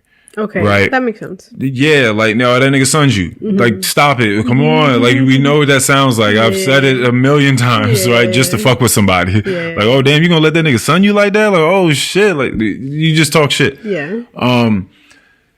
And so that's one of those, like, little pieces that's put rhetorically from whatever devices that kind of aid in the further degeneration of people's thinking. Yeah. Right? Because then you think, oh, well, I don't need that nigga, not gonna sun me. Like, I'm not gonna have this nigga talking to me. Like, it's like, bro, sometimes we need elders, right? Or just people that with more wisdom than you. That just feel, it just feels like they know what the fuck they're talking about. They've been around the block. They've seen some things. They've had some experiences. And they're not just wagging their finger at you and telling you to be a better person and saying that you fucking suck and that you need to be just like them. And they can, what's very, very, and I think maybe this has been one of the things that has been, well, most certainly a saving grace for me. And then also probably an indicator to you that you can trust my intentions at the very least. Yes. Is that I don't act like there are no problems in my life. I don't act like I haven't made mistakes. Right. So if you're just talking to someone and they're not being honest about their mistakes and what it took to overcome them and the shame that shut off all their neurotransmitters and had them sitting up in the house for 3 days at a time, trying to figure out who the fuck they were in this world and why they've been led, led astray so far by maybe their own ego or narcissism or lack of openness to speak to other people and take other perspectives. That's rough, but you need the right type of people. You need those type of people that are actually willing to speak about those things in an honest way and be compassionate with you and be discompassionate when it's necessary. That's to be, also very important. It's rough to get through, but once you understand it, you realize how important it is. Mm-hmm. How important it is. Yep. Yeah. Love is not always meant to be sugar coated. No. It's not. Like, there's just sometimes it's like, no, this is wrong. Stop. I don't care. This is wrong. I don't know what to tell you, but you're going to have to get over it. The fact that it's wrong and that you did the thing. Get over it. You're a human. Get over it. It all comes back down to honesty. But no, she didn't have fucking shot in hell. She didn't have snowballs chance in hell. I can never be a judge because I'd be the most compassionate judge alive, and no one would ever go to jail. And I would just be trying to give them too many options to better their life. Like, I just believe in people too much because I always believe in them too much. Well, in the sense of like who, like, I have to sentence a person that, yes, she murdered people, but like her life fucking sucked for 50 years. Like, what is the proper punishment for that? No, well, no, the thing, like that's such a difficult decision. Do you kill them? Do they go to prison forever? Like, which psychiatric ward? Like, which makes people less upset? What is actually right? How do you figure that out? Well, first of all, we can agree that person doesn't go back on the street. No, for sure. Okay, so we know that person is being incarcerated. She needs to be punished in some way. Right. Okay. Yes, and you understand why that's the case, even though she's just been a cascade of terrible events. She killed multiple people. She should be. Something should happen. And that's kind of the issue with all of this, because you could just think of humans sort of like computers, right? We built these after us, or maybe the computers built us. Anyway, it's like, but how funny is it that we don't actually know? We don't know shit. That's insane. You could think about it as viruses getting through the mainframe, like it's getting through the network, and your people can have these sweeping psychological virus takeovers that happen where just bad ideas get out in people's minds. And not only that, but just the mental illness aspect of it can just corrode someone's mind. So you have just a complete sort of, what would you say, just malfunction of a code. Just a code gone wrong. Like it just gets inundated with malware, right? And just shuts down. So you have that. And then there's the more Buddhist philosophy of wisdom and ignorance, not good and evil, right? But just these people that you think are bad are really just ignorant. If they had the right piece of information, you would see them immediately be the hero.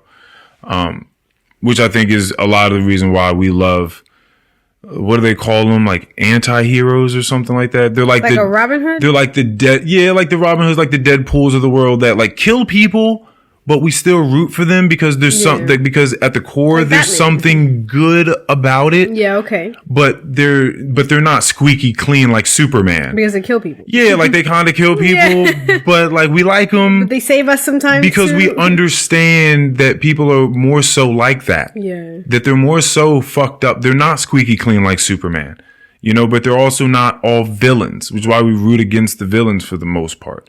But when they do a villain right, though, there's a part of you that feels for that villain.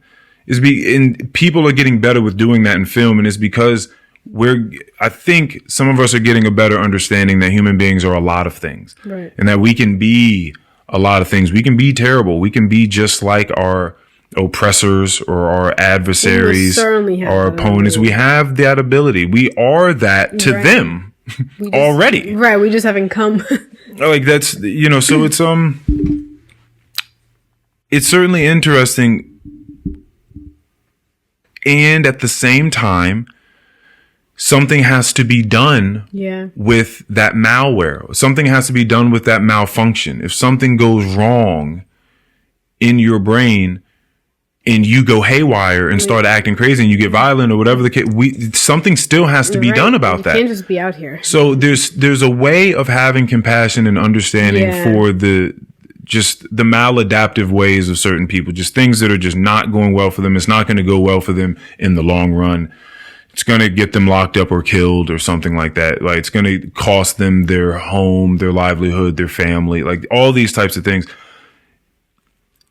But at the same time, nigga, we might have to lock your ass up forever, like, in a box somewhere because you tripping. So and that's just so crazy. It's a weird world. It's a very touchy world because things are not just figured out, and we understand.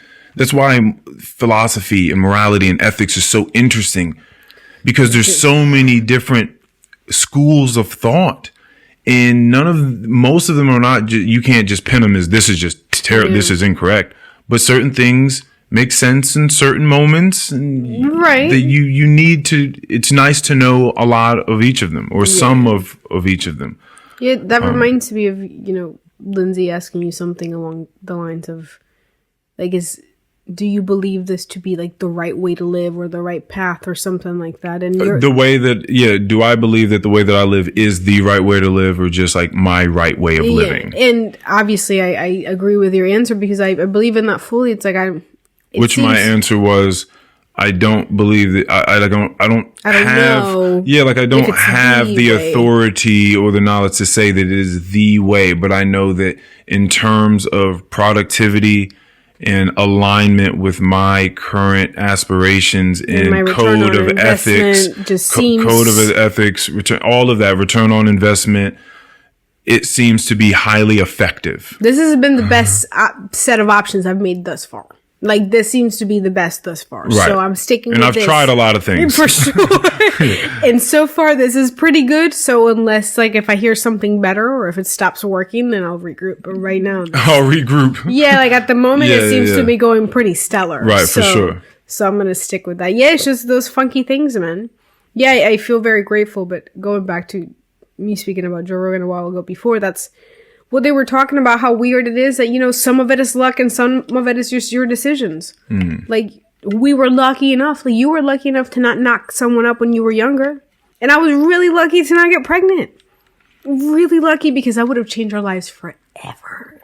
I will say, though, that I was, for a young person, I was very, very safe. Oh, I was as well. Like, but I know that still goes wrong. I get that. But I'm just saying, a lot of the people that are young and having children, they're having unprotected sex. Yeah. Like, that's a lot of... Yeah, because you can have unprotected sex. You're not taking preventative measures for sure. To not. You're actually doing all the things that create a baby. Right. So... And you haven't bought one plan B. Not one in your life. No, that's what's crazy. No. That's what's crazy. I made sure... Plan A was ejaculating inside of you. For sure. Like, that was plan A. And plan B and plan C. So. Yeah, that's what I'm saying. So it's like, some people I know, because I've had conversations, they're like, the people used to make fun of me for wearing condoms. They were like, really? Yes. That's right. That is. I was like, sure, okay, that's fine. Y'all have a laugh. And a baby. Facts. Have a laugh and the baby. Yeah. Fuck. Well, I keep laughing with zero babies. Yeah. Like, you run diseases, like all of that. Like, I was conscious of these things even. So here's what's interesting. Now that you bring this whole Joe Rogan thing back up, Peter Attia, looking back at your younger self, it would be interesting to go back, because clearly you're going to be doing a bunch of like weird, completely senseless shit, right? But then you're making responsible choices. But then there's that aspect you get to watch, like, oh, I see you. I see me. I see me now in you. Right. I see me trying to get outside of you. Bits and pieces. And you keep fucking it up. But I see these moments of me, like, oh, that was another good decision. Like, that's a decision I would make today. Right. Like, I see you. Yes, keep buying those condoms. Yes. I was getting that's tested. Gonna set you apart. Like, that's one of those many, many decisions you've made that have allowed you to be where you are now. Like, okay, good job. I see you. You know what I used to do with some of my friends with benefits? Because I had a few of those that were pretty cool. It was like, I just got tested. Like, when are you going to get tested before we have sex? That's nice. Like, yeah, like I was getting tested every 6 months. Like I didn't always use condoms, but if I knew that I had not protected sex, plan B, less than 24 hours. Right. Or like that night. And like, then you're getting tested frequently. See, and that's the thing is, like I'm whoring around a little bit, but I'm also making sure that things are taken care of. And if I think that there's a slight possibility that my period is like 2 days late, pregnancy test immediately. Yeah. I'm not waiting a week or a month or 3 months and then I'm 6 months pregnant. Like I guess I should have thought about that. Yeah, it's rough. Not me. Yeah. There was never going to be a chance. And if there was a baby, there wouldn't have been one. Not back then. No, come on. That's crazy. That's crazy, Earl. If there was a baby, there wasn't going to be a baby. No. Do you know how upset I would be with myself today if I would have brought a child into this world back then? I don't know. Could. I feel like if it happened, you being who you are, you'd be looking I wouldn't have been with the father, and that alone for me, like... Sure, but you would have been partners. looking at the baby. You would have been looking at your child and be like, "Wow, I love you so." Like I know, but and you would have. It would have just been a different story. I know, but it would have been a different story because it wouldn't be you now thinking about it the way that it is. Like because that would have happened. I guess so, it probably would have changed your whole psychology about the way that you look at it because you would have experienced it and been like, "Man." Just like you've seen other fuck ups in your past and you're like, fuck, like that fucking sucked that I did that or I said that to that person or I treated this person that way or that I thought I was really going to marry this guy and move in with him. And it turned out that wasn't going to be the case at all. Right. Like, but then you're able to grasp all this wisdom from it now. I think it would have been roughly the same. Like, fuck, I did that thing and that guy's not a part of this person's life. But what this baby is so beautiful and what I've been able to teach it and the things it's taught me and I would have never had this had I not had. That is very true. It would have just been a different story. Yeah. I think. I think I still would have been like if this person that was brewing way back then would have come in contact with some remnants of the person I am now. Like I would have never been able to lie to myself and say like, oh, like, you know, like it is what it is. And this is the plan that the world set up for us. It's like, no, like you fucked up because you didn't take care of yourself. And whilst this baby is beautiful and it's here and you would die for it and your life is better in so many ways because of it, this baby's life could have been so much better if I would have chosen the right partner or waited a few years or whatever. Well, it wouldn't have been that baby. That's the thing. It wouldn't even have been the baby. So you're looking at little Esmeralda and you're like... That's... All right. Now the conversation's over because you're racist. You're racist. What would your baby's name, Earl, be? John? You'd name it John? Right? That's awesome. Esmeralda. That's literally the best you could... Out of all of it, it's Esmeralda. Nah, go on. Continue. You're an asshole for that. Nothing about me is Hispanic from the outside except where I was born, and you come up with Esmeralda. Freckles, white skin, perfect English. Looks 100% Caucasian. That was the best name to come up because it was out of fucking left field. That was great. That's hilarious. But either way, yeah, you would have not wanted to change that child. No, you're and right. you know it would have been a completely... And I've never been a parent, so I have no idea what I'm talking about. Yeah, all this stuff, it's just... It's too much. You know, but you're resilient in your ways. You just kind of made me want a baby for a second, just thinking about it. I was just like, Jason, our executive pastry chef, he has a 9-month-old daughter that's just fat in gorgeousness. She looks like a freaking donut in a baby. And he just posted this morning something like, I wish I could just cuddle her and smell her all day. And I just thought of, oh my God, if I had that fat baby, I'd fall apart. I'd completely just come undone, smelling and holding a beautiful 9-month-old fat baby. That is... and it's not even mine, but I'd fall apart regardless. Someone better not give me a baby right now. And I mean to hold. I'm not even talking about giving birth. There are certain things that people want out of certain genders, but also just out of other human beings.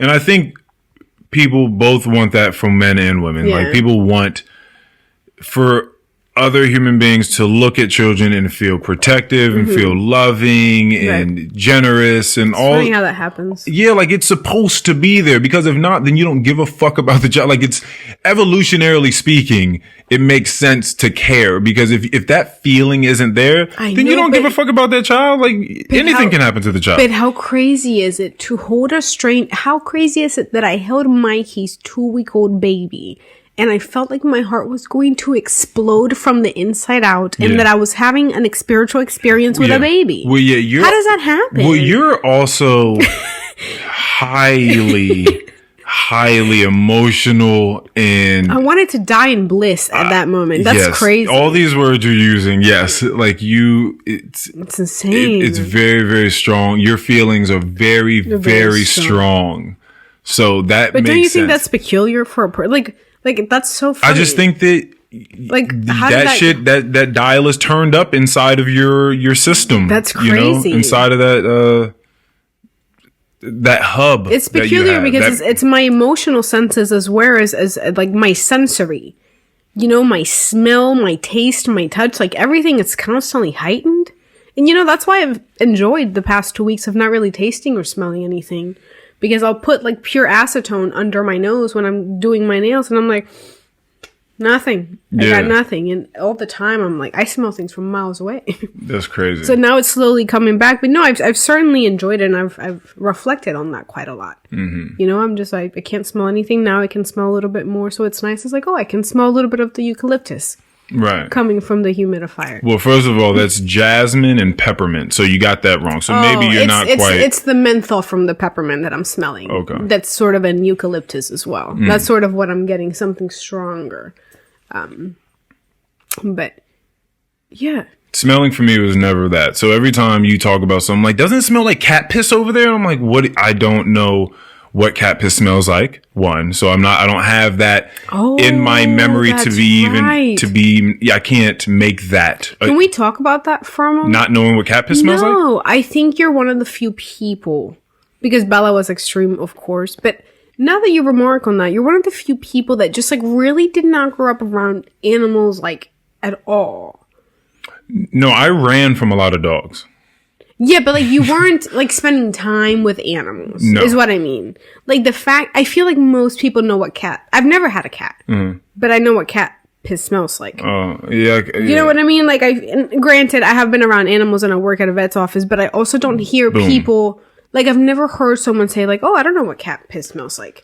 Because like at some point in your life, I feel like people just come across that. Yeah, no, and that's a peculiar I'm certain that maybe I've been around cat piss before, but here's the thing. Like, you had never held a bird until recently, Earl. Yes. That's so peculiar to me. You grew up on a fucking island. I know. With Esmeralda out there holding parrots and shit, and fucking Toucan Sam, and you know what I mean? Shooting Fruit Loops out of his asshole. So of course So of course you're never going back to Maui. You did not respect the island. So of course that makes sense to you. And maybe just a lot of people have held birds. I do know a lot of people have spent more time around animals than I have, just in a general sense. You've never seen a chicken in person or a rooster? Not that I could. It may have been a part of those years that is just one big blur and flash. You know what I mean? Where it happened, but I didn't really pay any fucking attention to it because I didn't give a fuck about a rooster or a chicken. I wasn't trying to remark upon the different hues of the feathers, and I didn't give a fuck about that whenever I did see a rooster. Well, I didn't think about that either, but I thought it was more so just like. But you also lived on an island where there were a lot of roosters running around every morning. Every morning you hear a rooster. That was a terrible. But yes, that's the thing. So you worked in a vet's office, so you had cat pissing in your face every day. But before that, I knew what these things smell like. Okay. But no, I certainly had more exposure. No, but I'm trying to actually just level all of this out because none of this even matters. What really matters is that when people talk about life, this is another interesting thing to listen to when people are talking to you, is what senses do they remark on when they talk about things? Like, what matters to them? And you can pick this up all the time. Just like listen to people talk. Are they constantly talking about their experiences being geared towards the things that they were tasting, the things that they were smelling, the things they were feeling, the things that they felt like were some inner sense of fuzzy and excitement or whatever. Like, how do they pick up things from the world? Like, what pickups do they have that are dialed in with the world, right? How are they getting the input? How is it truly being filtered in what ratios? What's the strongest senses that they have? The more and more I've known you, the more I've realized that I haven't gone through this life remarking on smells. Like, I don't really... I do remark on that often. You remark on smells all of the time. So, like, that's a lot of the way that you're taking in the world around you. I don't really... Like, I clearly have diffusers and incense and stuff like that going, but I don't talk about smells often, I don't think. And I certainly don't usually use data in my memory.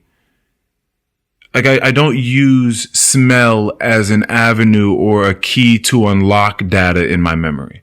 Like, I'm never talking to someone and the next thing that's going to come to mind is going to come to mind because of something I smelled, usually. Like, I'm going to remark on something. They're like, you know what? You just said that. I was having dinner the other day and I tasted this thing. So I may talk about a taste or something that, like, I felt on my skin or something that I thought about, all these other things. But it very rarely is me, something is being brought to mind because of a sense of smell that I had at a point in time that picked up on something that I find remarkable and worth speaking about. That doesn't really happen. You know, now that you say that, and I've mentioned this to you before, I'm like 100% certain I have quite a few repressed memories or suppressed memories from when I was younger due to traumatic events that I really can't pinpoint, honestly. Like, I don't know the severity of them. Right, you talked to me about this. Yeah, like, but I know for a fact, like, that there are pockets missing. Yes, in certain memories. And now that you say this, there's a few smells throughout my life, and the only one that I can think of right now, my mom has like a certain Victoria's Secret scent that I know that every time I smell it, like, it brings like a negative feeling to my body. Like, it's every time, and I don't know what it's called, but it's immediate. Like, growing up when I would smell it, and like, I haven't been back home in like a year, but like, if I go to the house and for some reason she's wearing it, like something dark happens in me. Like, it's not good. But I can't, like, nothing, no memories coming to mind. Right. Like, nothing. But it's clearly linked to something. Yeah. You don't have the key. No, you don't know. And I've felt this forever. You know, like, there's certain ways that, like, my dad would say my name, sort of like your dad would, and my stomach would just, like, fucking twist and turn because what could it be? Am I getting slapped in the face? Is this going to be a present? Could be so many things, because so many things have happened.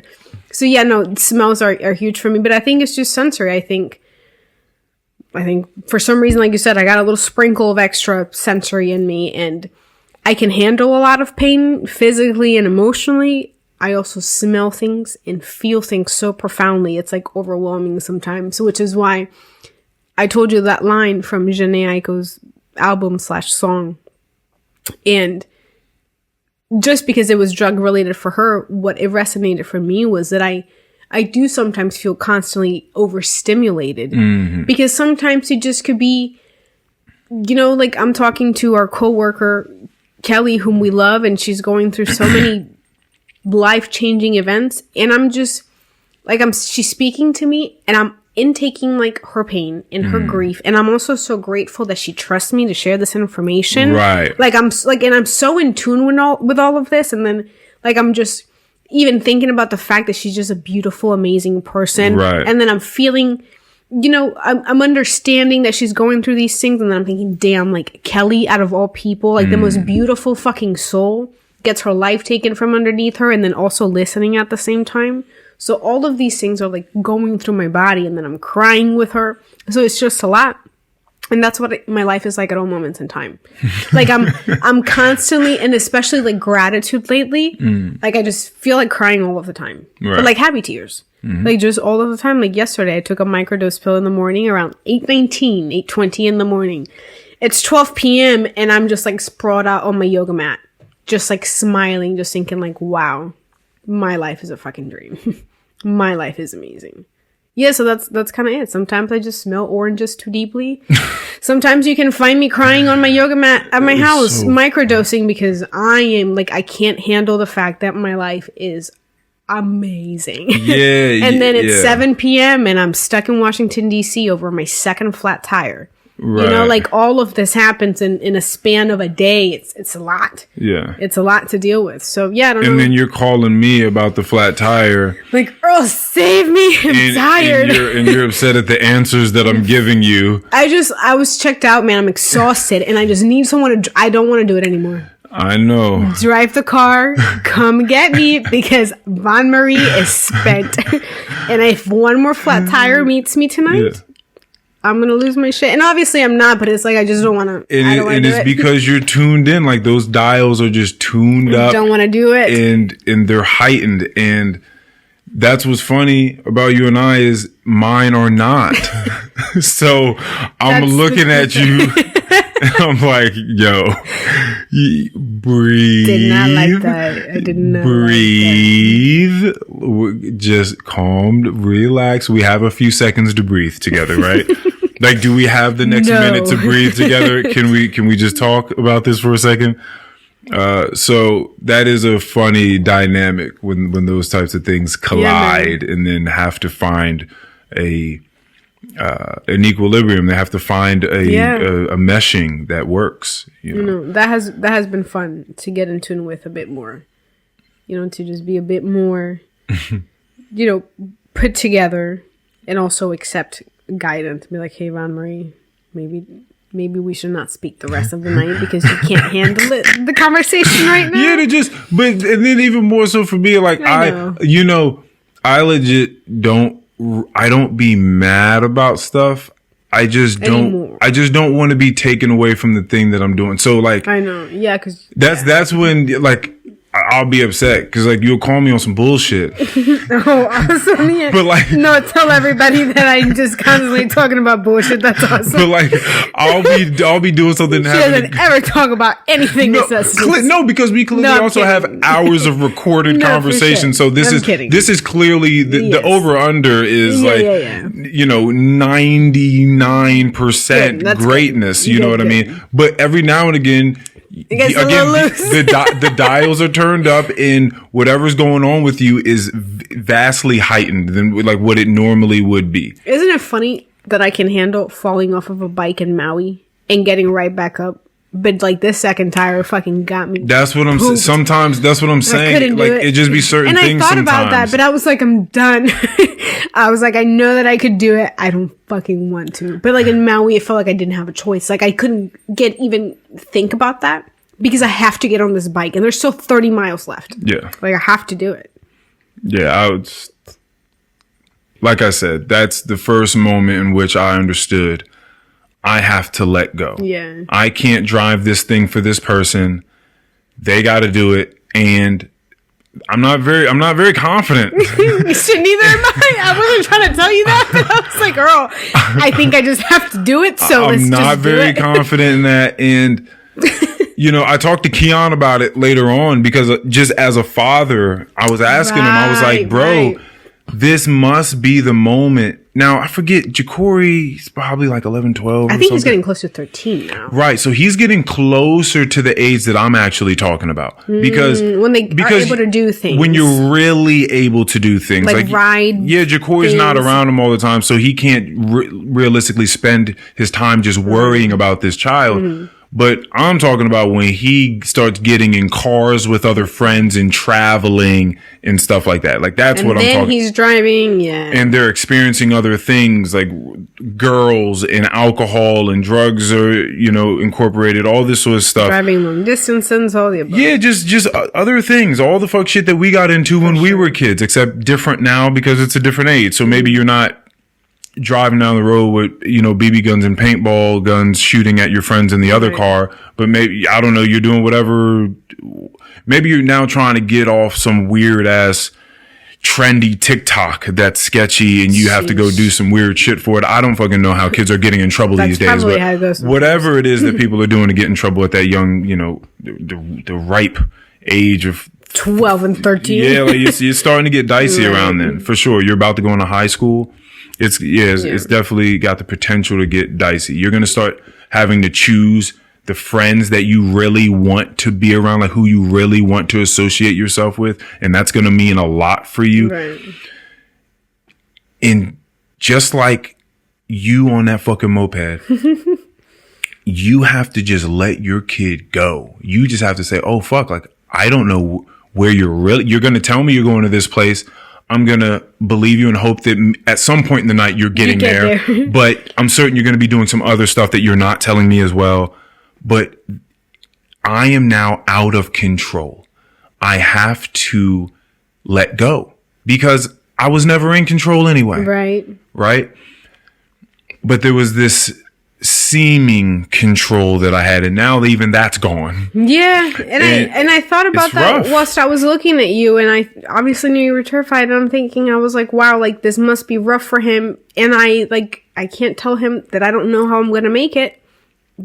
But I have to. You fell off the moped in the middle of the parkway. The Hana Highway. And it clearly never needed to happen, right? You just ride on the shoulder. No, okay, I see what you're saying from your psychology. Yeah, if you're riding a moped, you never have to fall. No, never. You can just keep riding it and just pull on the brake and stop whenever you want to and learn how to control the bike so you can do these things efficiently and effectively. We didn't spend enough time. Well, we didn't know what the issue was. The issue was that I thought that I had properly figured out the throttle brake mechanism. Yeah. And it wasn't more so the stability. That was definitely a part of it, but it was really the throttle and the brake. I thought that I was doing the right thing. I certainly wasn't. So when things got a bit tricky, I just went full throttle and then full brake and then found yourself on the ground in the middle of two lanes with oncoming traffic. And they all stopped their cars. God bless them. So you could get back on there. I was very thankful for that.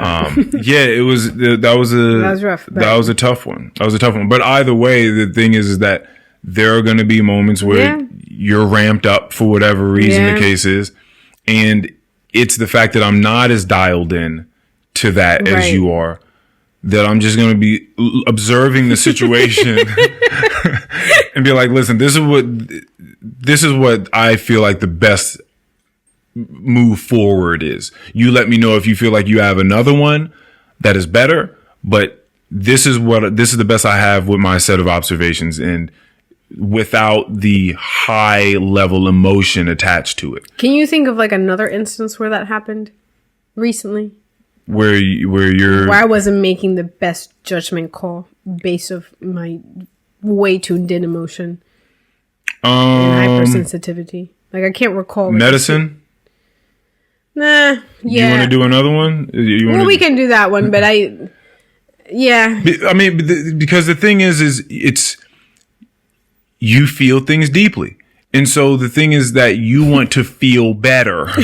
You want, immediately. So you're willing to go the extra mile to get that to stop. You're like, what is everything that could possibly fight the sickness I'm feeling? 45 minutes on a session, 4 days a week, 7 types of medicine. I was doing it all. Gym. Right. And so I'm just like, what happens? We had a conversation earlier today and you're talking about diminishing returns. Yeah. You're talking about trying so hard and being so hard on yourself and being in such a hole of shame, creating such a rut story for yourself that you're not growing at all. You're just sitting in shame, beating yourself. It's the same thing. Like you just gotta bring it back. You can't go the full length and try to take every possible supplement, vitamin, pharmaceutical, over-the-counter drug that has anything to do with any of the symptoms that you're feeling every single day for however long you're planning on doing that. Like you know what I mean? Like and the reason you're doing this is because you're emotionally invested in this, as you should, because it's your fucking health. Yeah. So that's why I never say like, oh, you're just fucking crazy. Right. Like you're a human being having human experiences with human emotions, and you make human decisions often based off of those human emotions.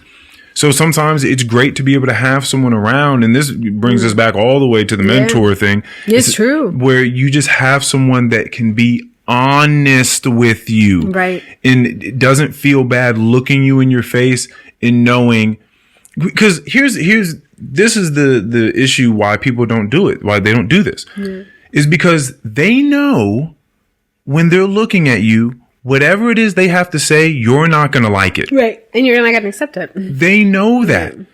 The only thing with me is I don't give a fuck if you don't like it. Like this is what has to be said right now for the best of my abilities, to the best of my knowledge. I'm not just saying things flippantly to hurt anyone's feelings. So it's like, I'm saying this because I feel like this person needs to hear this information because they're harming themselves unknowingly. So I'm like, yo, listen, you should stop doing this thing. It's not good for you. Take a look at yourself. Take a look at what it is you're doing. Do you really think that this is it? Like, you tell me if you think so, you keep doing it. Right. But if you take a real honest, objective look at this and you think that this is okay, no, you don't. So stop. Right. And you have to be able to look at someone and say that people are so terrified of confrontation. It's like, listen, man. Yeah, honestly, that's really what it is. Listen, man, you can hate me for as long as you want to. I'm not going to be nasty to you.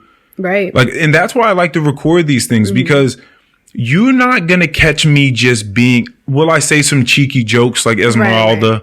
Of course. But like, I'm not just going to sit here and just put people down and just be nasty with them. But I'm going to say some things that may be questionable on the other person's side. Like, oh, fuck, you really just said that to me? Listen, this is the reality. This is just the reality of the situation. I'm stating what it is.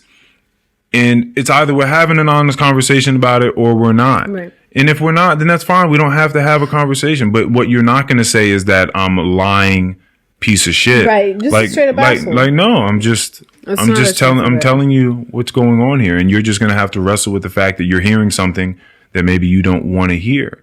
That balance is nice, man. You know, and to be able to find that in a partner, I was talking to Bella about that, is it takes a lot of cultivation. It takes so much work. You have to be fucking sowing that field for a long time. And so any crop comes. It's sort of like that bamboo seed. Yeah. I do not think that relationships work that way right off the bat. The bamboo story, the parable, is just the ultimate story. Yeah, for everything. At all moments in time. It's the ultimate story. Yeah, that's really all it is. You know, just investing time, and if it makes sense, you know, something will come of that eventually. You just both have to be there with the right intentions and to be open and honest. Sometimes it's going to be really fucking weird and really hard, and sometimes it's going to be really, really awesome. Yeah. Yeah. You know, that's something I've been thinking about too. Sorry to interrupt you, is laughing. Mm-hmm. I love laughing. Right. Me too. I've always enjoyed laughing. I know, that's why I think Mikhail is the best. Mikhail? I just want to sit around her while she lives her life and just listen to her say all these funny fucking things. Yeah, she's definitely funny. She just has the best little quirky little liners. Like, she is so freaking funny to me. And I'm not naturally that funny, nor... Like, that's just not second nature for me. Mm. It comes in pockets at the right time. You don't frequently filter things through like a comedic valve, is what you're saying. Right. I feel like I was able to tune into this a lot in Maui because I was so loose. Right. And so relaxed. I found myself laughing with and at myself many times, which was a lot of fun. In many laughs that we shared together. But it's really fun to be able to laugh with other people. But like you said, to be able to laugh at yourself in your relationship is so liberating and even more profound of a laugh.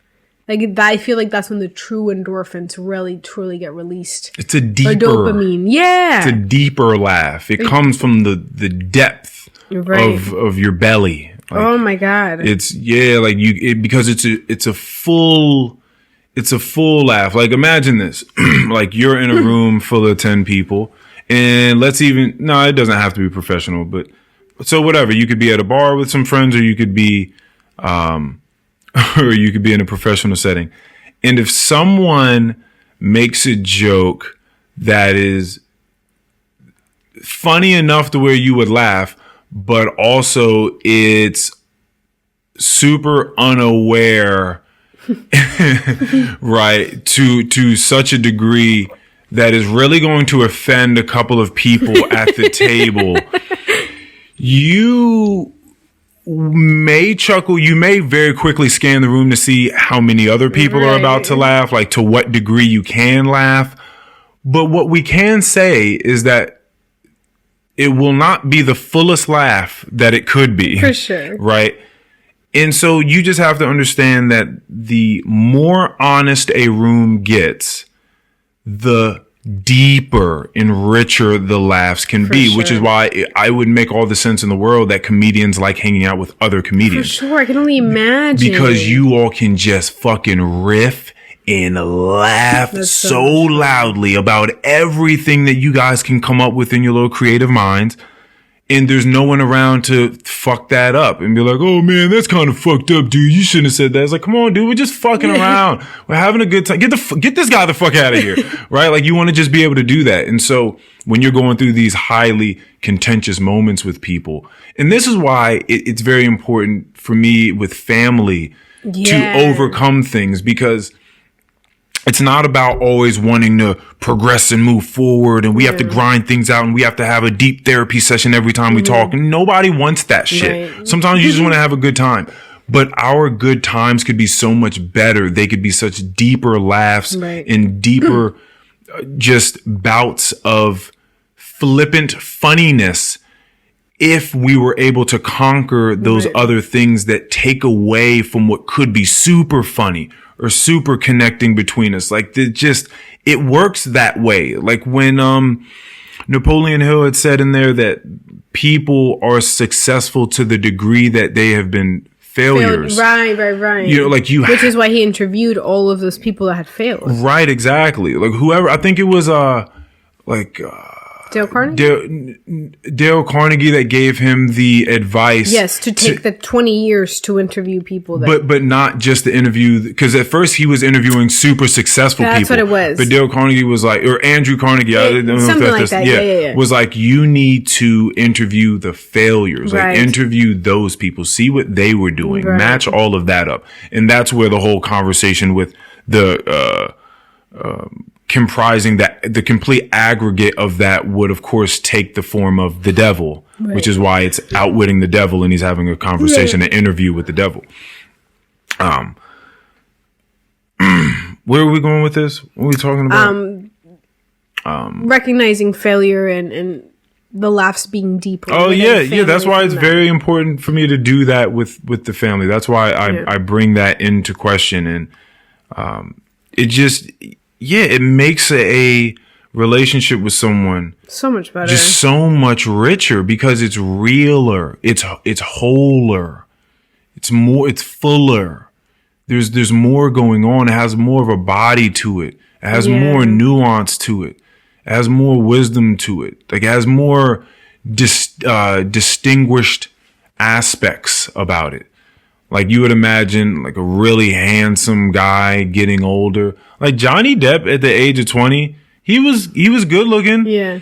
But he wasn't good looking like Johnny Depp at 30. Right. Or 35. Same with George Clooney. Same thing. Like some people really find a way to distinguish with age, and it's the same thing. Like you can find a way to have a distinguished relationship, but you really, it's got to be honest. Yeah. It has to be honest, and then you will find a robustness in a level of relationship with someone that you didn't think was actually attainable.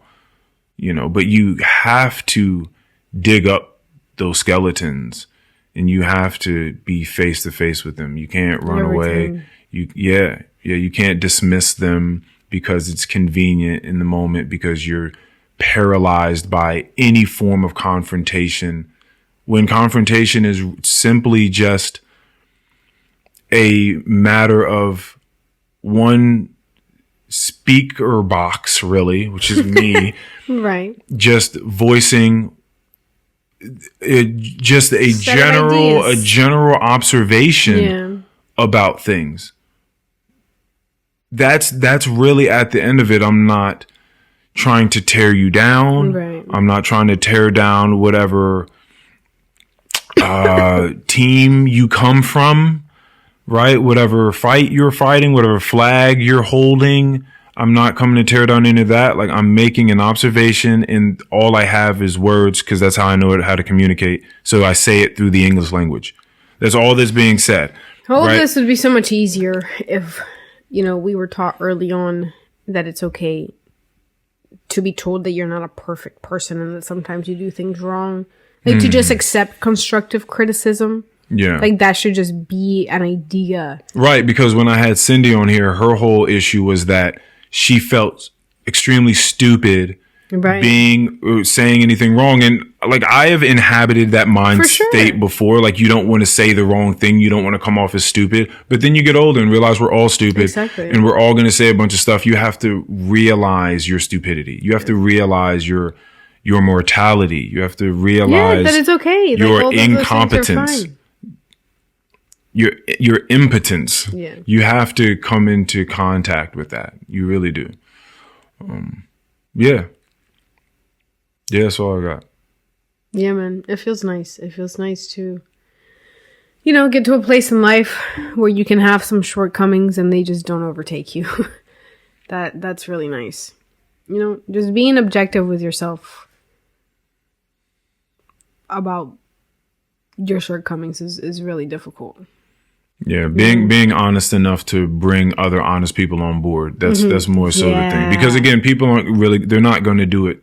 The largest bulk of people are not going to be able to do it. There's going to be a percentage of people that can do things on their own and overcome things on their own and develop means of therapeutic healing for their own, on a for us, by us thing. Like, they're completely self-sustainable in that way, and they reach out to people and do well, but that's not most people. Yeah. So it's more so about being honest enough to say, I don't really always like what this person has to say, but I know that they're honest, so I'm going to keep them around. Yeah. And that's tough. That's a tough decision to make, because you could very easily just have a bunch of yes men and yes women around you that just, yeah, girl, go ahead, do that shit. You right. He wrong. Listen. They all wrong. I can't believe you didn't get that promotion. No one else is more qualified than you. You a boss bitch. If another person, especially a woman, tries to tell me that I am just a perfect, beautiful woman that needs no man, ma'am, unfortunately, I don't think you will ever be my friend.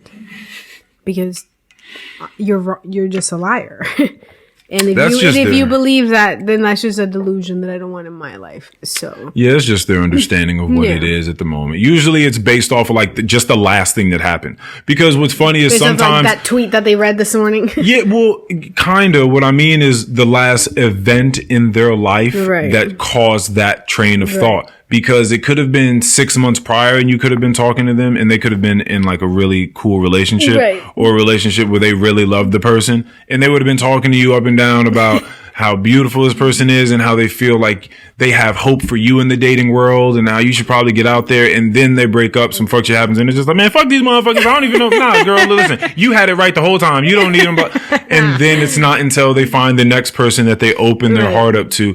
I talked to you and Gloire about this the other day. Yeah. Like, when you get hurt by someone, it's a natural response to clam up and be like, yo, I can't believe people are snakes out here like that. I can't believe people are so weird and they'll look at you right in your face and say something or pretend to be someone that they're not. And then as soon as you're done, go do the complete opposite. Yeah. Just go and completely sabotage you or ruin anything that you could have possibly had going on. Like the fact that that person would use whatever information they got from you to immediately go corrupt your natural flow of things is crazy to me. Yeah, and I've also never been in tune with that. Like, I've never been that person, even when I was crazy. Right, but there are people out there, and if you talk to enough people and you get in enough circles and party and hang out and work in different spots, you find these people and you see it happen over and over and over to you and to other people as well. And it can hurt you. Yeah. And it can have you clam up and you're just like, man, fuck these people. I'm going to be by myself. I'm going to just, because you can't trust these people. And you just have to remember that you have way more pleasant interactions with human beings. It's not like everyone's always doing that to you all the time. Correct. That wouldn't be a world worth living in. We'd all want to fucking kill ourselves. Really. Yeah. Like if most of the people, if it was the inverse and most of the people that you invested any time into stabbed you in the back in a terrible way, truly deceived you from the start, and after it happened, you could go back in your mind and see the whole setup and see how they had been playing you for months and months and months. And they were looking at your face and smiling with you, and at your house, petting your dog or your cat. And they met your parents and they're doing all this stuff. And little do you know, they're about to steal from you, or you never fucking know what it is going to happen. But that happens to people often. And it can hurt, but again, that's not most of what's happening. Yeah. That's not most human beings. And you're also probably really mindless if you miss so many. If this is happening to you over and over, because but you'll catch on. Professional criminals like that in real life. Yeah, you'll catch on. I've been hearing a lot of people, in the social sciences, go on podcasts and talk about the fact that, like Jordan Peterson talks about it, that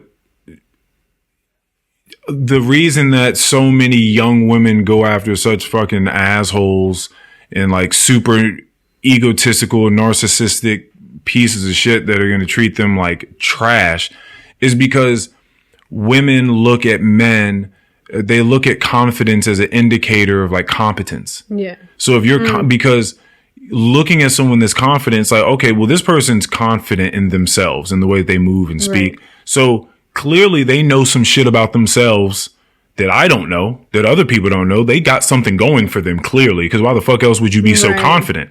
So that's an attraction, because you're just like, this person is going places. They're confident, so they must be going places, right?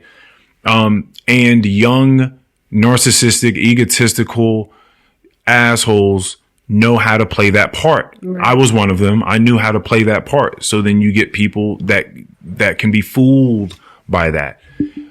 And it takes, unfortunately, one too many young assholes to break women's hearts for the women to finally get old enough at a certain point to be like, oh, I think I've seen these characteristics before. Like, okay, don't go for that one again. Yeah, like, okay, you're like these last five guys that, okay, now I know that I actually want a guy that's kind, that's generous. What was that we were watching? That video that you showed me, Lex Friedman and that lady talking about relationships. Yeah, I forgot her name. And she said, you want someone who, what is the word that she said? That's reasonable. Ayala, I think her name was. Oh, Ayala, that's fine. Yeah. That's funny, she looked white. Yeah. She said, you want someone that's reasonable. And we both heard that and we're like, emotionally stable. Or emotionally stable, even worse. That's what she said. Yeah. Oh, this wasn't even Ayala. This was someone else that you're talking about. This was the blonde hair. Oh, yeah, and you never showed me that because you didn't actually give a fuck about what she was saying, remember? Oh, okay.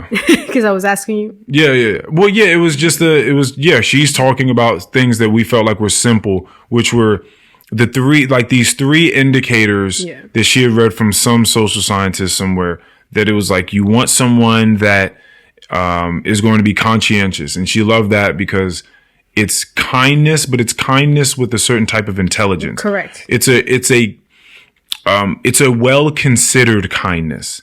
It's a certain type of kindness that I'm going to show to you specifically because I've been watching you and I know the exact type of things that would be really kind for you. Right.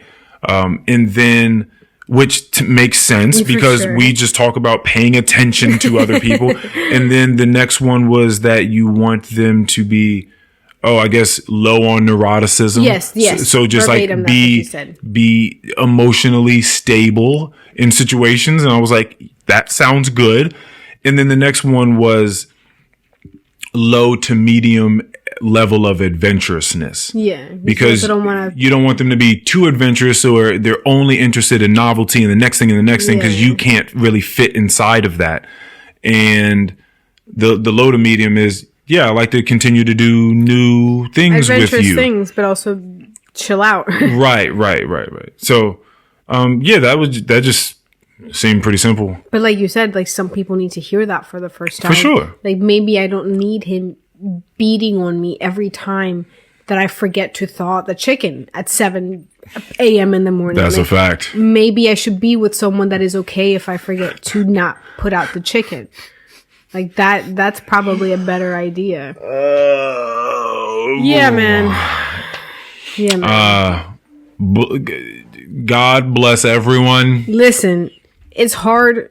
That's usually how we leave these episodes. Is like, bless everyone. Good vibes for everyone. I hope everyone figures out whatever version of life or whatever version of living life makes most sense for them.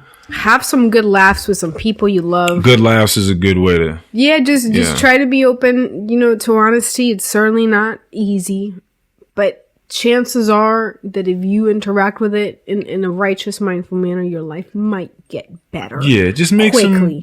Make some try. Yeah. Just try to be honest. And make attainable goals. Don't make grandiose 5-year long-term goals. It's like, how can I not lie as much as I lied yesterday? Being honest is like everything else in which you have to get good at it. Yeah. Like, you can get better at being honest. Yeah. And so you just start making small steps. You're just like, I was about to, you know what? I was thinking of a lie to tell this person. Right. And then you didn't tell that one lie. That's something that you wouldn't have done 2 days ago. Right. And it's just like, okay, can I make a correction for this one thing? Because I'm thinking about lying to this person because I don't want them to really know why I don't want to link up with them or whatever the case is. You know what? No.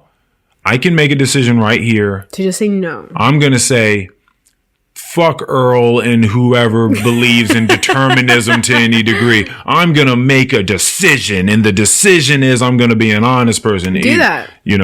And if that's the case, that's awesome. That would be a great way to go about it. I think that life becomes so much more enjoyable and robust and vivid and adventurous and freeing. Just freeing is it? It's the liberating factor of it that just feels so damn good to be in your own space. That's like what I told you this before we leave, actually, that I felt,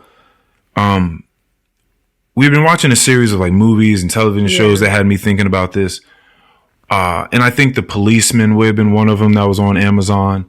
And it was like, what was the dude, Harry Styles? Yes. But it was like these guys, and clearly they were in France at the time, I think. Yeah. Whatever the time it wasn't cool to be gay in public. It was like 60 years ago. So like it just wasn't cool to be gay in public. But I don't think that this was in America that they were. I think that they were somewhere else. I don't think they were in America. Really? Yeah. He was the only English person.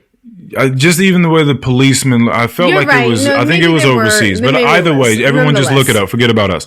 Just look it up. But the point is that I was thinking about gay people coming out of the closet in any community that is not really receptive of that. Jeez. And I just thought, whoa.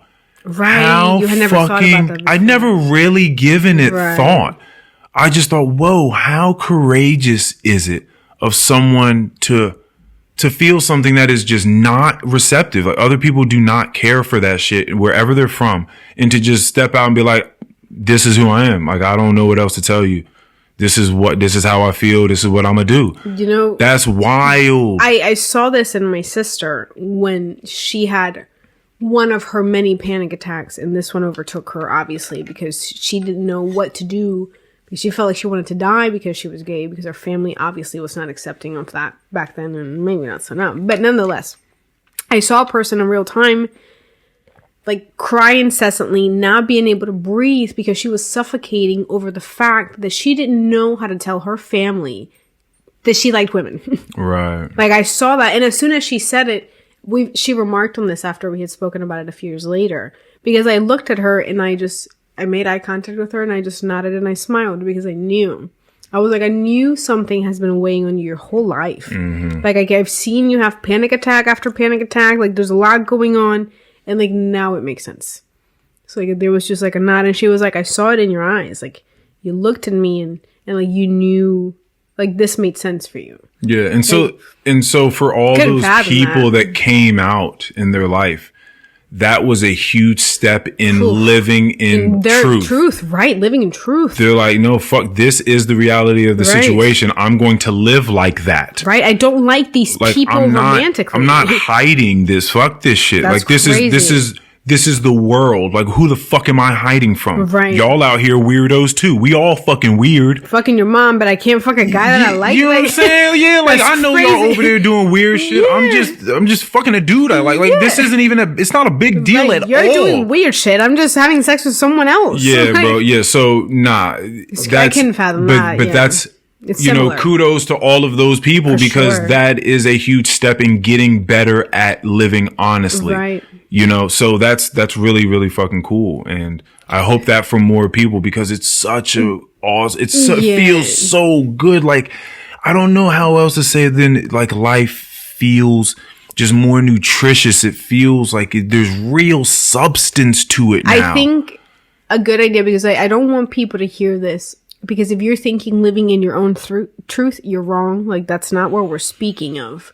Because when you say the words, I'm living my truth, you don't feel this type of liberty because that means you're not looking at things objectively, nor are you taking accountability for your actions. Right. You are, because of whatever you are not to be held by any sort of standards. Because I'm a woman, because I've done this, I've done that.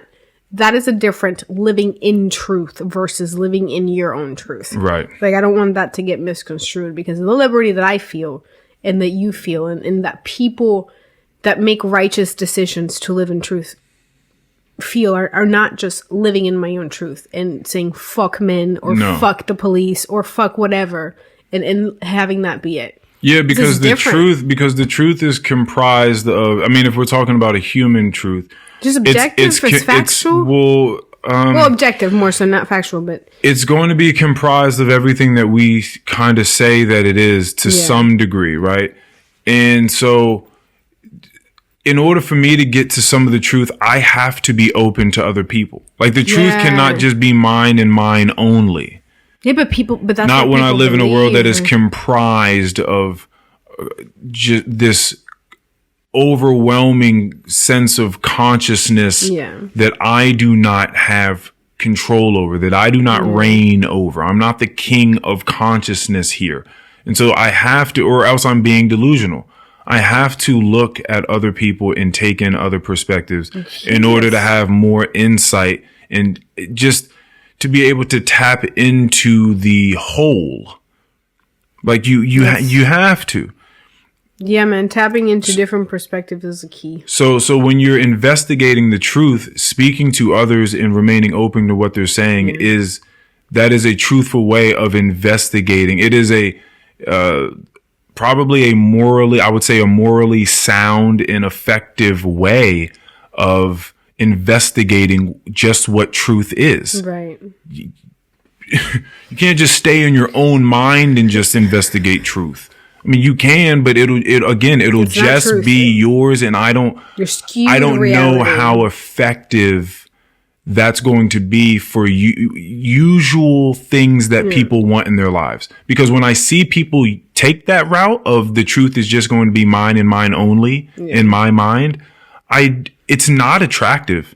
I talked to Duty about this yesterday. Like, you'll see fucking Gabrielle Union on a Lincoln Navigator commercial. It's like, what the fuck does Gabrielle Union know about Lincoln Navigators? Like, I don't know, but it makes people want to buy a Lincoln Navigator or whatever the fuck any celebrity is endorsing. But what matters is the celebrity endorsing the thing. Right. You don't want someone that's like, you don't want a random actor endorsing it. You want someone that can sell it to you. Yeah, Give me Shaq in the rental cars, but Shaq will never rent a car because he's a millionaire, because he has 70,000 cars. Yeah, but it also doesn't make sense for like Bill Gates to try to sell me on a gym membership. Well, like, I don't give a fuck about kind of relatable. Yeah, that's what it needs. That person needs to relate to the thing that they're trying to sell to some degree, or maybe they don't because people don't care. They just see a nice face and they're like, But there's no world in which Bill Gates is going to tell me where I need to work out and what exercises I need to do. And you'll be like, yep. Where I'm just like, oh, I need that endorsement. Yeah. Right? That's, so you just, I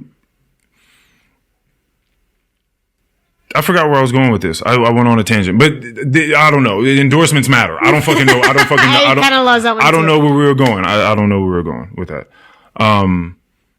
Just different perspectives, I think, is maybe where you were speaking of. But different perspectives. I have to go to the restroom again. Okay. Well, let's just go ahead and shut this up. All right, guys, we're done. We're out of here. That's the end. Thank Episode you. 164, I believe that is. Yes. Yeah, I think so.